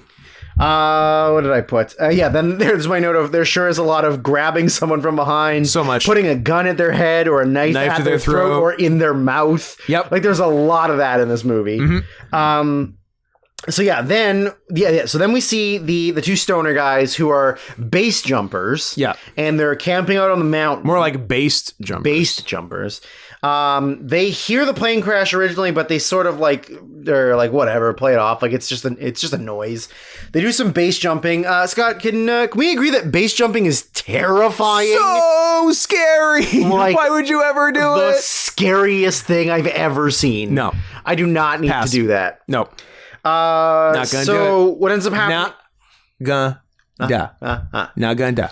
So now we're following Rooker and he's leading the whole group and do I have more notes? Oh, I got so many more notes. I'm gonna go faster here. How about Michael Hooker and he fucks you for money? Ooh, I'd fuck Michael Hooker. For money? For free, but also for money. So yeah, they see the stoners up on sort of a How hill. about John Sithko and he loves Star Wars? Ugh, I'm out. I'm out. You lost me. How about John Sith Ho and he loves Star Wars, but you can fuck him for money? What about John Himgo and he's a Himgo? Okay. So they see the stoner guys on a hill. Yeah. And Rooker sees them and he's like, "Hey, you don't need to kill them. They're just kids. I'm gonna get them to go away. They're not even gonna see your faces." And he goes, "I'm not a monster. Yeah. I'm not a murderer." And so they're yelling at him and they're like, "Hey bro, we're gonna go for another leap. Are you want to come? Are you gonna do the touristy thing with these guys?" And he goes, "No, it's cool. I'm just gonna show them to around." And then they pull he hears the guns click and he yells "Run, get out of here." So they take off to run. They end up just blowing away one of them. Blam, blam, blam. Just right in the back. Yeah. And then they're shooting at the other guy. So he runs as all the way to this enormous cliff. Yeah. And just like quickly like puts on his harness and his parachute and fucking just jumps off the cliff. Yeah. And it's really unclear as to why he does Leon doesn't shoot him. Like, yeah, he's got him lined up with like a high power rifle, yeah, and he just like lets him go. That's kind of strange. I think you recognized how cool base jumping is. I mean, maybe, like, or I got maybe he got vertigo. Maybe he was so high up, and he was like, "Whoa, bro." Yeah, maybe it was an uno dos tres catorce. Maybe a vertigo situation. Maybe. Did you say you had a note for the bros, or? Well, the note was so he's murdering stoners, and I'm supposed to be rooting against Lithgow. I mean, yeah, apparently. Well, they did a bad job. Well, he only murdered one, so I guess because he didn't murder both. Yeah, that's why he's the bad guy. That's why he's the bad guy. But the first murder was very endearing. Yeah. So he base jumps off this massive cliff, but he doesn't quite get his chute open fast enough, and he kind of like crashes into the trees and gets caught up in the trees. Yeah. And while he's hanging there, I wrote, "Oh shit, wolves!" And then in brackets, except for they're clearly just dogs. My note.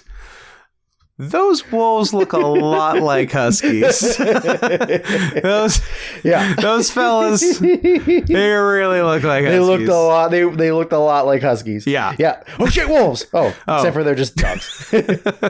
So yeah, the dogs are sniffing around him, and then the sort of like old man pilot friend of Michael Rooker, who works for the station, like flies the helicopter to like help look for a search and rescue, and he sees the guy, the bro, hanging from the tree. Yeah. Comes to save him, scurries away the dog wolves, and like rescues them. The blue dogs with antlers and wings. Yep.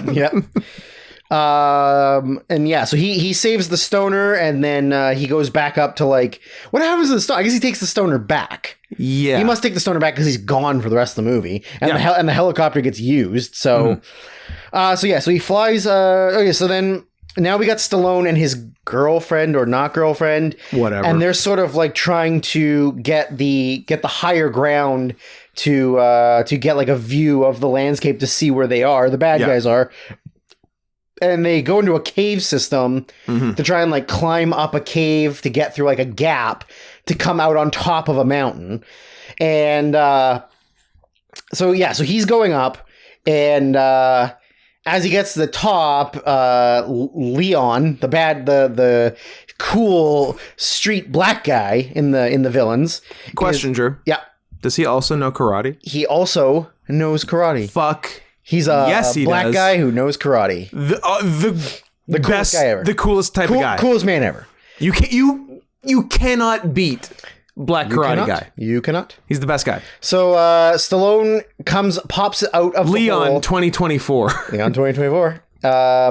So Stallone pops out of the hole of the cave. Leon sees him, pretty much tells him, "You give me the money and I'll only kill you. I won't kill the girl." And he goes, "Yeah, okay." And also what I believe what alerted Leon to their presence in the cave below in the first place was someone. You're not going to name names or genders. Not going to name names or genders, but maybe if someone had settled down a little bit, there wouldn't have been a fucking bat frenzy in the cave that that to alert got everyone's attention. Yeah, that's true. Just saying, maybe if the person in the cave who wasn't Sylvester Stallone maybe be chill about it, had shut up. Maybe be chill about it.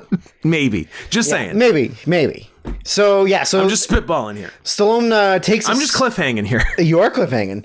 Stallone takes a swing at him with his axe, and he falls back in the cave. Then they plant a bomb above him. Yeah. And then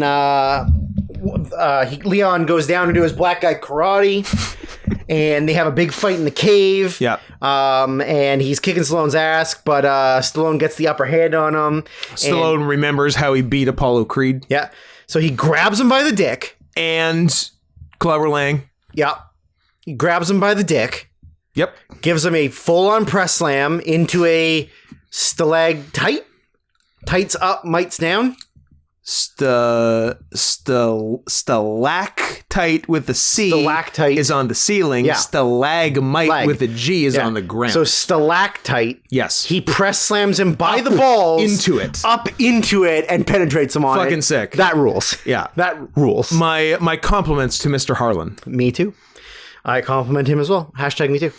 What do we got here? So here, a big thing in this movie that I don't think gets talked about enough is that Michael Rooker is genuinely such a hero in this movie. Yeah. He's constantly putting himself at risk easily as to much, save everyone. Easily as much of a hero as Stallone. Like he saves Stallone multiple times. Yeah. He saves the one stoner kid. Yeah. He tries to save the pilot, like at the risk of being shot. Because like many times. They don't really need him. Like they only kind of need him in case Stallone gets killed. Mm-hmm. But like he's not actively doing anything right now. They're just trying to get Stallone. Mm-hmm. But he like the whole time he's trying to save someone that he hates, although he secretly like loves him because he's his friend. Yeah. But like, yeah, he's such a fucking hero in this. Oh yeah, for sure. I wrote some really good John Lithgow lines down.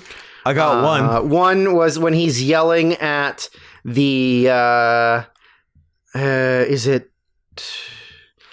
Yeah, I think he's yelling at the FBI, the Treasury, like the Secret Service agent guy. Yeah. And he goes, you want to kill me, don't you, Tucker? Well, take a number and get in line. And I was like, so good. Nice. That was nice. Then he says, so he's like arguing with him about like he needs the code for the briefcase. Yep. And he's like, well, yeah, but the guy's like, so what's the fucking code? And I'm like, just the way that Lithgow pronounces things is so good. Yeah, his delivery is so great. If you're wondering if at some point he calls Leon a black bastard, he calls him a black bastard. He definitely does. I'm like, British dude saying black bastard, always a winner. Yeah. Scott, can we also agree that suspension bridges over massive mountain passes are also scary, fucking terrifying, also very scary? Absolutely. Yeah, seconded. The motion passes horrifying. Scary. I wrote the way that Lithgow said bastard in his British inconsistent accent was amazing. Loved it. Very, very good. Yeah. The CIA, Secret Service, like whatever agent guy, some agency, he like kind of gives up. Like he's like, yeah, like he on the radio, he's like, I never should align myself with you. Like I'm out of here. I'm not getting killed over this shit. We're not even getting the money. I'm out of here. Which kind of alerts the police who are like coming in the helicopter. They can hear that, and this goes telling him to get off the mic, off the walkie. But then the problem with that is like he quits, but then sees Stallone and is like, oh well, I'm still gonna try and kill this guy even though I've quit. Probably kill him. So he goes and chases him down. They end up in like an old like mining setup or something. They have this big fight on a bridge that's over top of a frozen like lake. I don't know, frozen something, ocean maybe.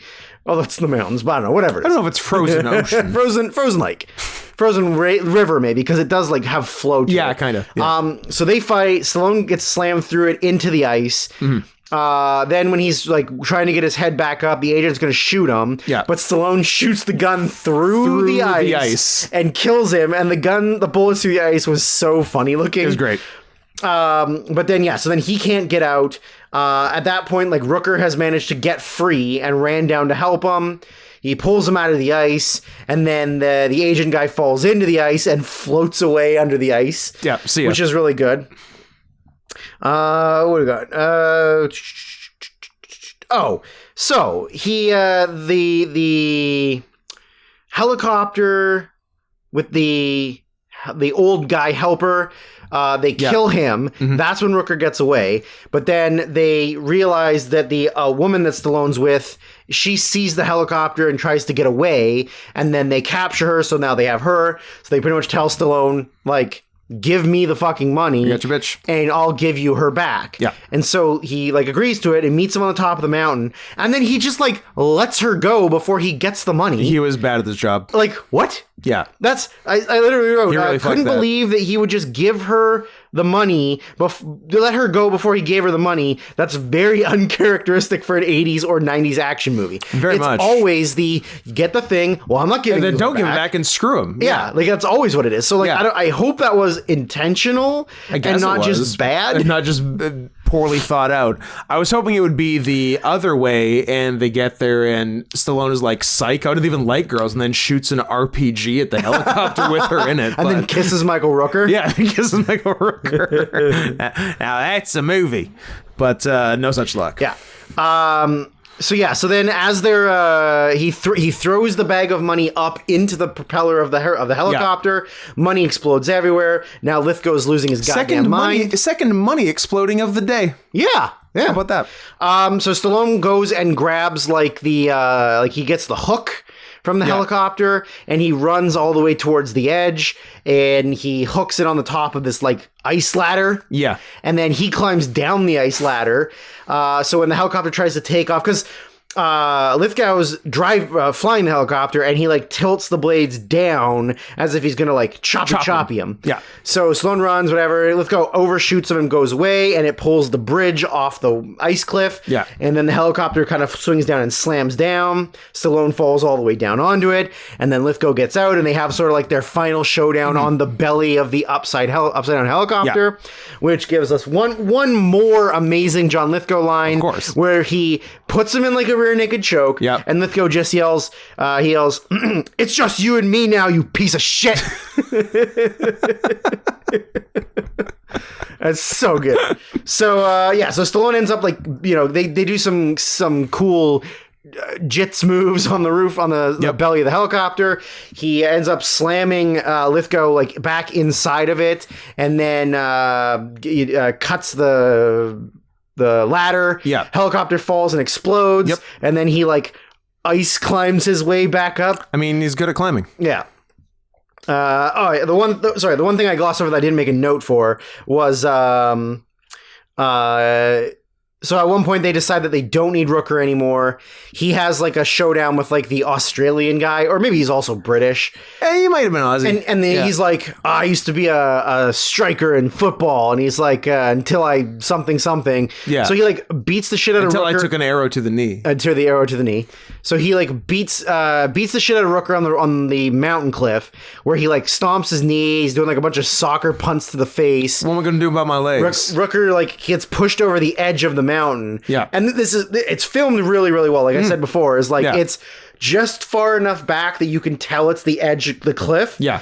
But you can't actually see anything over it. So Rooker gets like one big kick in the face, does a back roll, kind of looks like he goes all the way over the mountain. Yeah. Then they cut over and he's barely hanging on.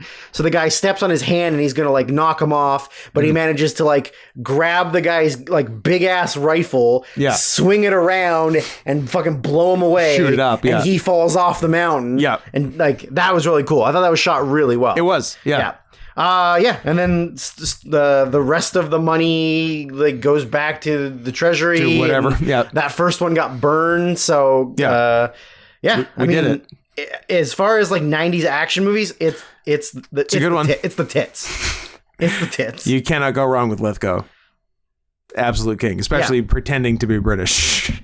Yeah, like he's pretending more than usual to be British. Like actively trying the accent. he's giving it a go. I'll give him that, and I respect that. And that concludes the 45 movies that you gave us to review in the regulation period. But wait, in regulation, here comes a new challenger. Someone took us up. Dome show's over, and here comes the next challenger. Here comes the next challenger. Here comes Naito. Here comes Kenta at the end of the Dome show. Oh, yeah, dude. that's right. Yeah, remember? Fucking let Ibushi have a little party for a minute. Jesus Christ. Got to immediately go to the next guy. No fucking around. Cody A of all people took us up on the... Cody A? He's the guy who took us up on the offer. Took us up on the $50 latecomers offer because he needed us. He's like, look, I know in the first 3 of the all requests you did 11 movies, and because it's an odd number, in the last one you have to do 12. But what if I made it 13? How about? And he's like, I need you guys to watch and review the Oscar-winning, Emmy-winning, Grammy-winning, and Tony-winning. He's got an EGOT? He got an Uwe Boll received an EGOT for 2011's Blubberella. So I'm just going to start talking now. You jump in whenever feels good for you. Just read the room. Can I just read you the first thing I wrote? Okay, that doesn't seem like me talking, you jumping in. That seems like you talking, but okay. All caps. Chrissy Metz? Okay, it's not Chrissy Metz. Continue. This goes beyond irony to unhinged. So Uwe Boll, for those who don't know, is a bad director who makes a lot of, but not exclusively, video game to movie adaptations. So that are all terrible. They're all dog shit. He's one of the worst filmmakers of this generation. Yes. So he made a movie of the video game Blood Rain. Yes. Which is sort of Girl Blade from my understanding. Sort of. Sort of. Okay. And then he made 2 more Blood Rain movies. Yes. For a total of 3 by my count. Correct. The third one being Blood Rain, the Third Reich. Yeah. Taking place in Nazi Germany. Well, there's a common theme of his life and... True. There's crossover. Yes. So. Has he also made 3... In the Name of the King, a Dungeon Siege movies? You bet your ass he's made 3 In the Name of the King, a Dungeon Siege movies. But more importantly... Did he also do Night Watch and Day Watch? I'm not a doctor. He did he did Before Midnight and Before Sunset. Uwe Boll's quiet, contemplative movie with Ryan Phillippe. Scott!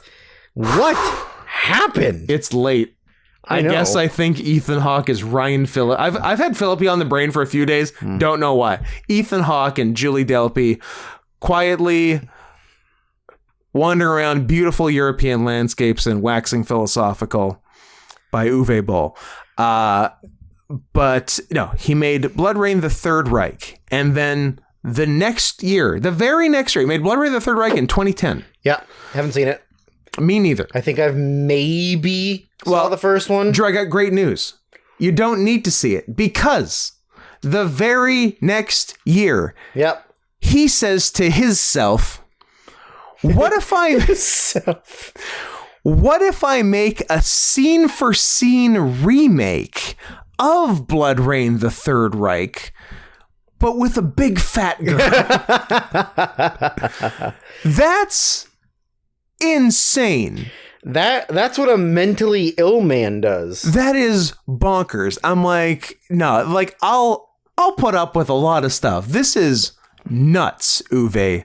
And then the movie starts, and the very first title card, when we cut to the titular, and I don't feel good about it, and also the actress didn't feel good about it either, Blubberella.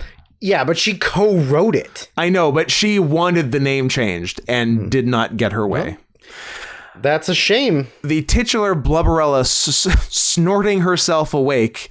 The title card, Blubberella listed as half human, half vampire, mostly doe.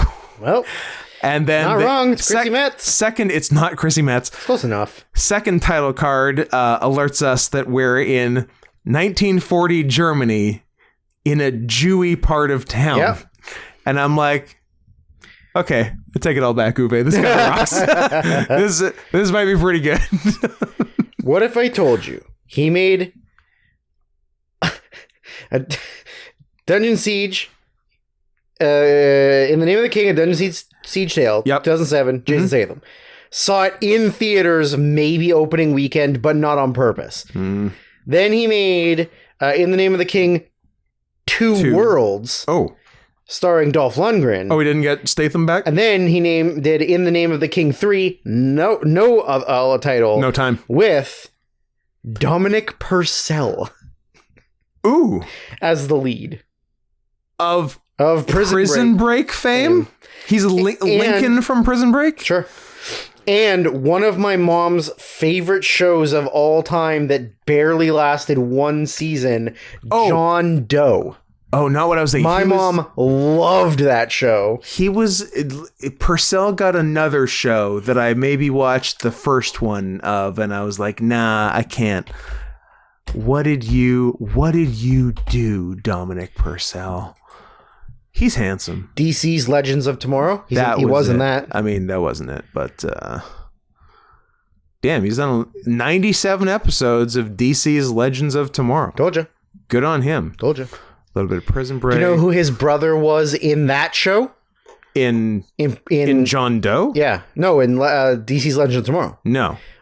What the hell is his name? Wentworth Miller? The other guy from Prison Break. Wentworth Miller. Was his brother in that show. What? Yeah.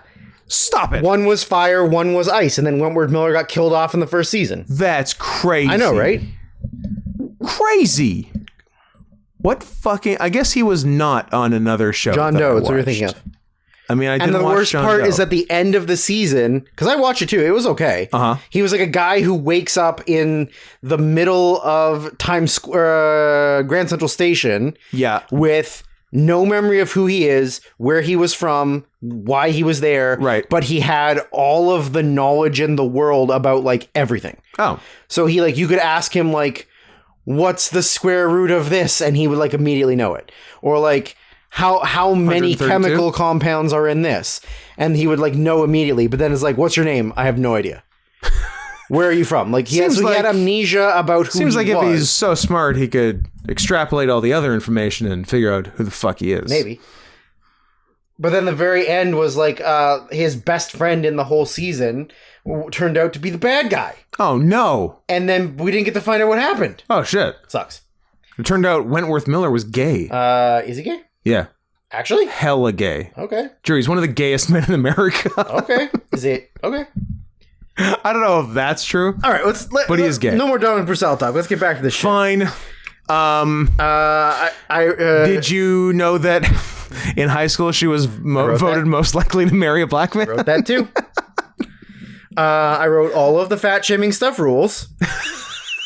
She set up a dating account on HebrewHookup.org. Hell yeah. Why was her egg timer a phone? Like it had the sound of a phone ringing. Unclear. Do not know. Is there anyone worse at making movies than Uwe? I don't think so. One of the worst, honestly. Making a fat girl do stunts is just mean. Watching her run away was hilarious. It was mean. They made her do too much exercise.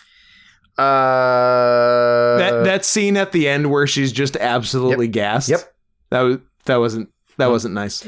Am I going too fast with notes here? We haven't done any I mean, I think you're okay. She's a fat girl. She's a vampire who hunts Nazis. Yeah. But is barely a vampire. And she has the likability of a Diablo Cody character. Like she just says one-liners and jokes nonstop, but you're batting like not even 100. No. Like it's one out of every 12 jokes is good. Yeah. But it's nothing but nonstop. I'd say we're probably, if I was to put a number out, probably batting 0.0825. Yeah.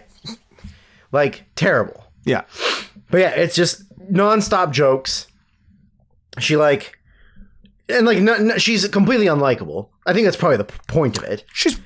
At one point when she catches up to the commander of the forces, the German forces, yeah, and she squishes him, and then he just says, "I come," and then he came all over him and her, and then died. Yeah, that's right. Then what's the issue? She meets the rebel forces, yeah, and the leader whose name is Nathaniel, and he pops out and he says something, and then she says, "Homosexual what?" And then I wrote, I've been in a movie with the actor who played Nathaniel. Really? Which? Look up the movie 18, but the word spelled out. Oh, yeah, that was a movie. Yeah. Not to be confused with 17 again. Directed by a gay man, featuring a gay man, me.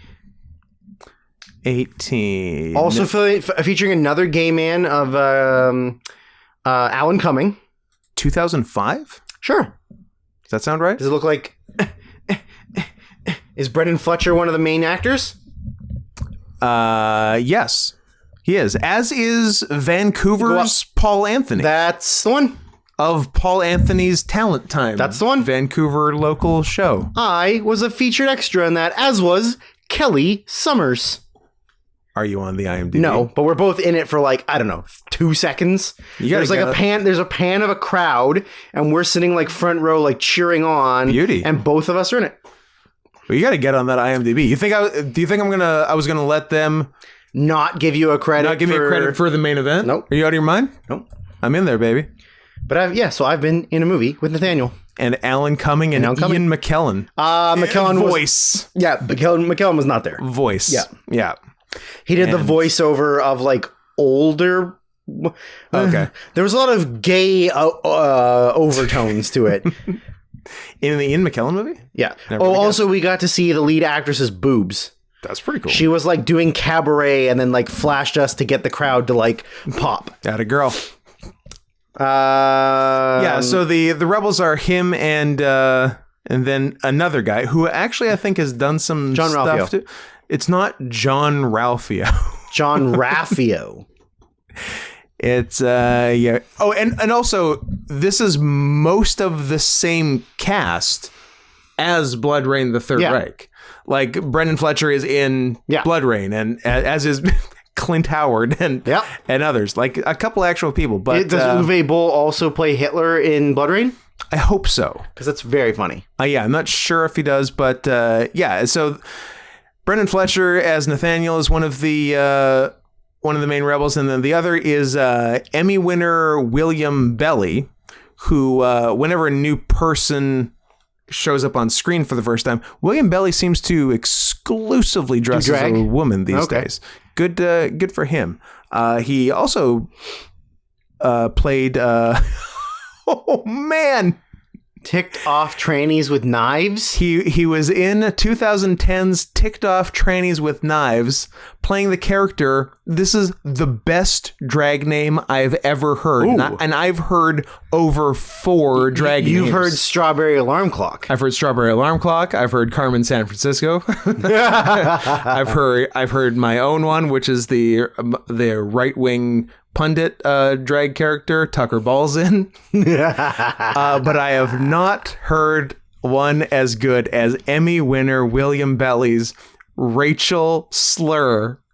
That's a good fucking drag name. Holy shit. Oh, that's really, really good. Holy shit. And I do keep calling him Emmy winner William Belly. I would like to know what he won an Emmy for. Family Ties.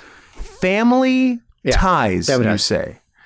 Where the fuck is awards? Up at the top, stupid. 4 nominations. He's a daytime Emmy nominee. Fuck off. I remember someone saying he was a winner. I'm like, he's a nominee for outstanding makeup for East Siders and supporting actor in a digital drama series for East Siders.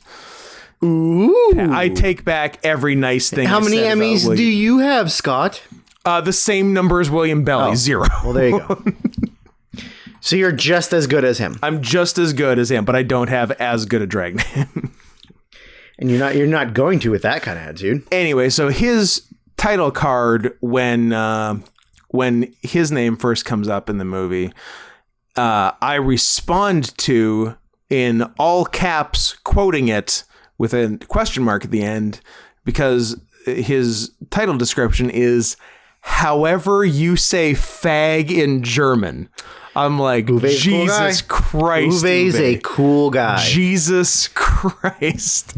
But I know it's 2011, so it's a little bit different time. It's a little bit before the wokeness. Them boys being but boys. like this is even just like Uwe being so tone deaf to what are jokes. Yeah. Like he doesn't get that like none of this is funny. No. This was funny in like 2000.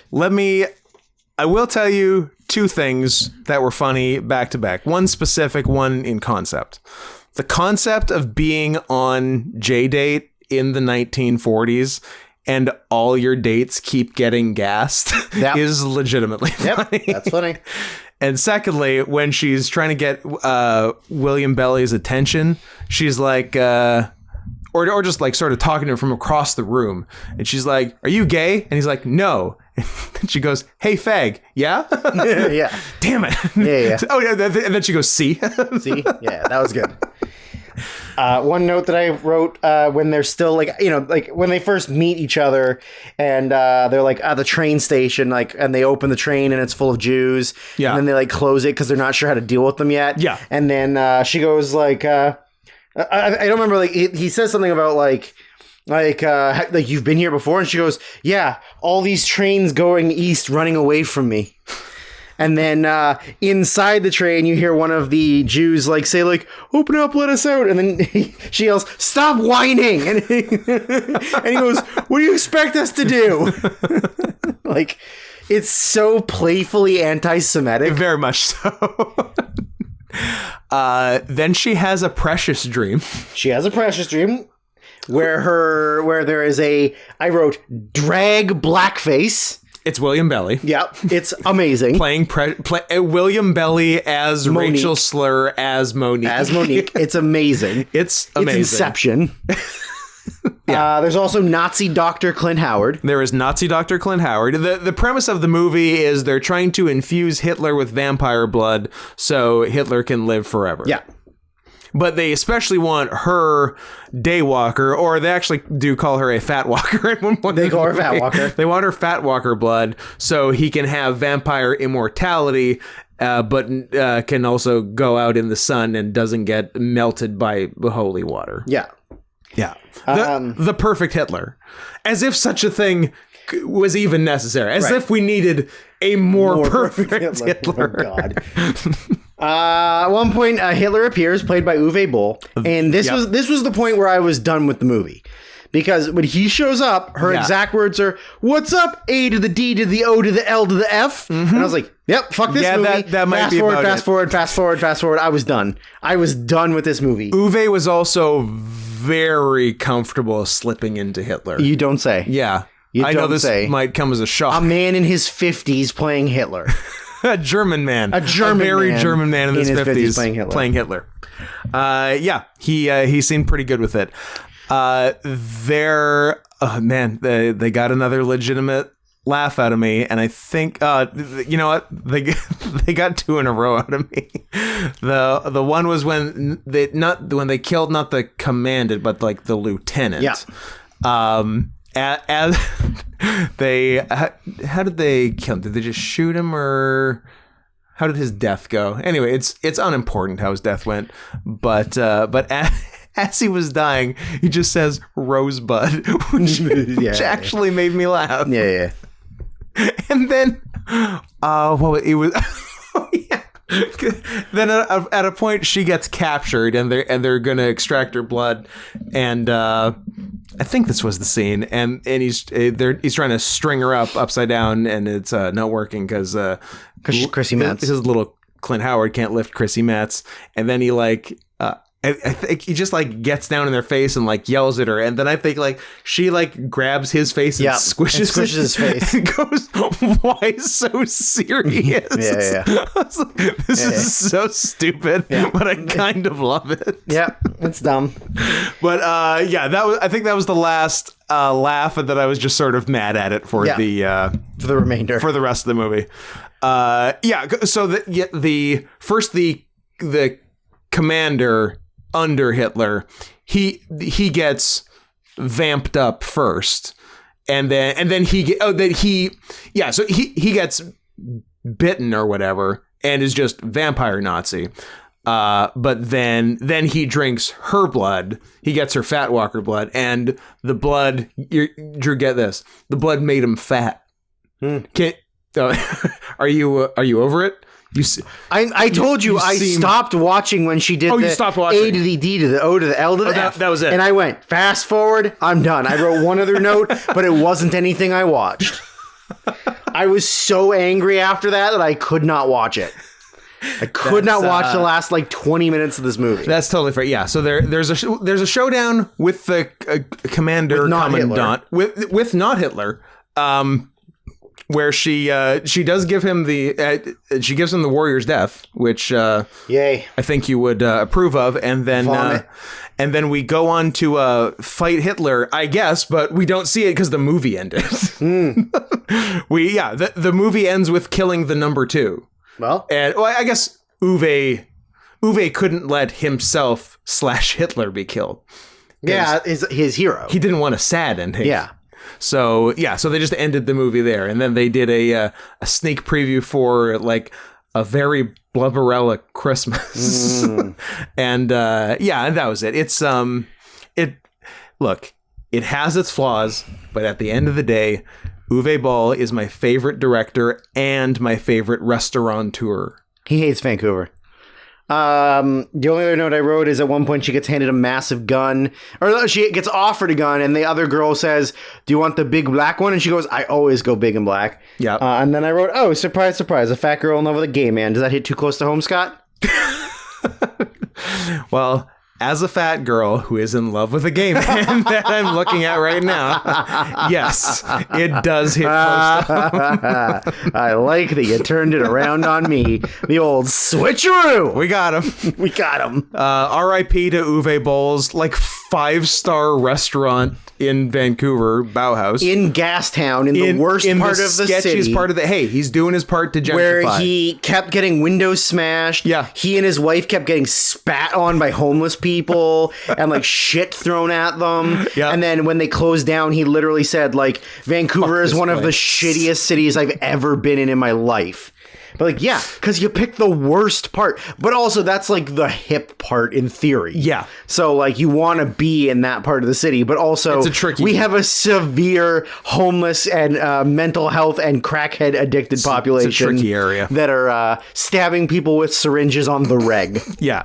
I had the pleasure of eating there once, and it was fantastic. Did you see him? I didn't see him. Did you get your 4K copy of Day Watch signed by him? I got my 3K copy signed, if you know what I'm talking about. But yeah, I think we were there in the summer. And he's only there... And he's there literally the 3 other seasons of the year. And apparently was there all the time. If we had come in on a non-summer day, odds are he would have been there. Well, disappointing. But, sad. So you could have met your hero whose hero is Hitler. Did not get to give my compliments to the chef. I assume he cooks everything and then they freeze it. Yeah, he's there for owner / head chef Uwe Boll. He's there for 9 months of the year, and everything else is frozen from the rest of the year. Yeah, so I am glad I got to eat there, but I'm sad it's gone. Yeah, but and it doesn't sound like he'll be back because he fucking hates this place now. He wrote a long ass article online after they left about how shitty Vancouver was to him and his wife. You are the ones who are the bollicers. I'm going to eat you and then take a shit and then and then feed you the shiza and then you make the shiza and then I eat the shiza. This is no longer a sweat. This is just porn.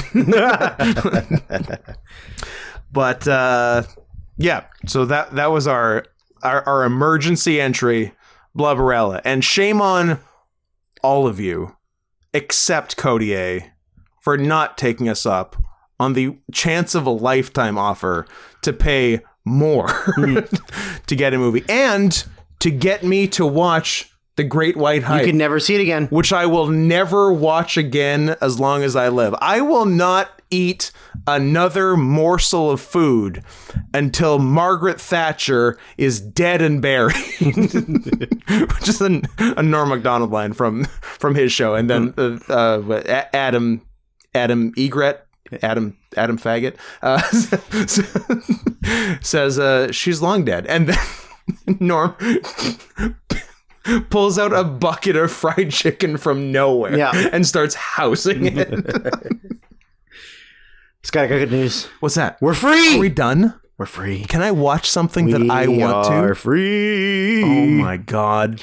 I'm gonna go enjoy my Scooby Doo 3 and it's a Scooby 2 and Scoob, except for I'm not, because I'm gonna go home and go right to bed because I have to be up at like 5 a.m. Yeah, that's and it's what 10. It's pushing 10. It's the night. 9:40. Yeah. Buh. But we did it. I can't. What are we at? 4 hours? We're Jesus 4 hours, Christ. baby. I can't wait for next week. Didn't I say 7 hours? It's pretty good. Yeah. We're going to have a nice day. We're going to record a short podcast. I guess figure out the fucking WrestleMania thing. I don't know. And then just watch a bunch of 1990s Japanese women's wrestling. Absolutely. Which we did last week and was lovely. It was amazing. Yeah. So that's the move. Thanks again to everyone who engaged in the participation, which is a portmanteau of participate and Pakistan, and we are rapidly running out of steam. I think we ran this theme 3 hours ago. We had a solid second win though, so I'm gonna call it a win. Scott, I can't talk. I got a shit. Thanks, Moose. Was that his name? I think that's his name. Moose? Am I crazy? I don't know. I don't remember. It's been too long. That's definitely Travolta's name in Do it. The Fan, starring Robert De Niro and Wesley Snipes. Fanatic. Yeah. I think his name is Moose. I'm not crazy. You're crazy. The Fanatic is what it's called, apparently. His name was Moose. You're right.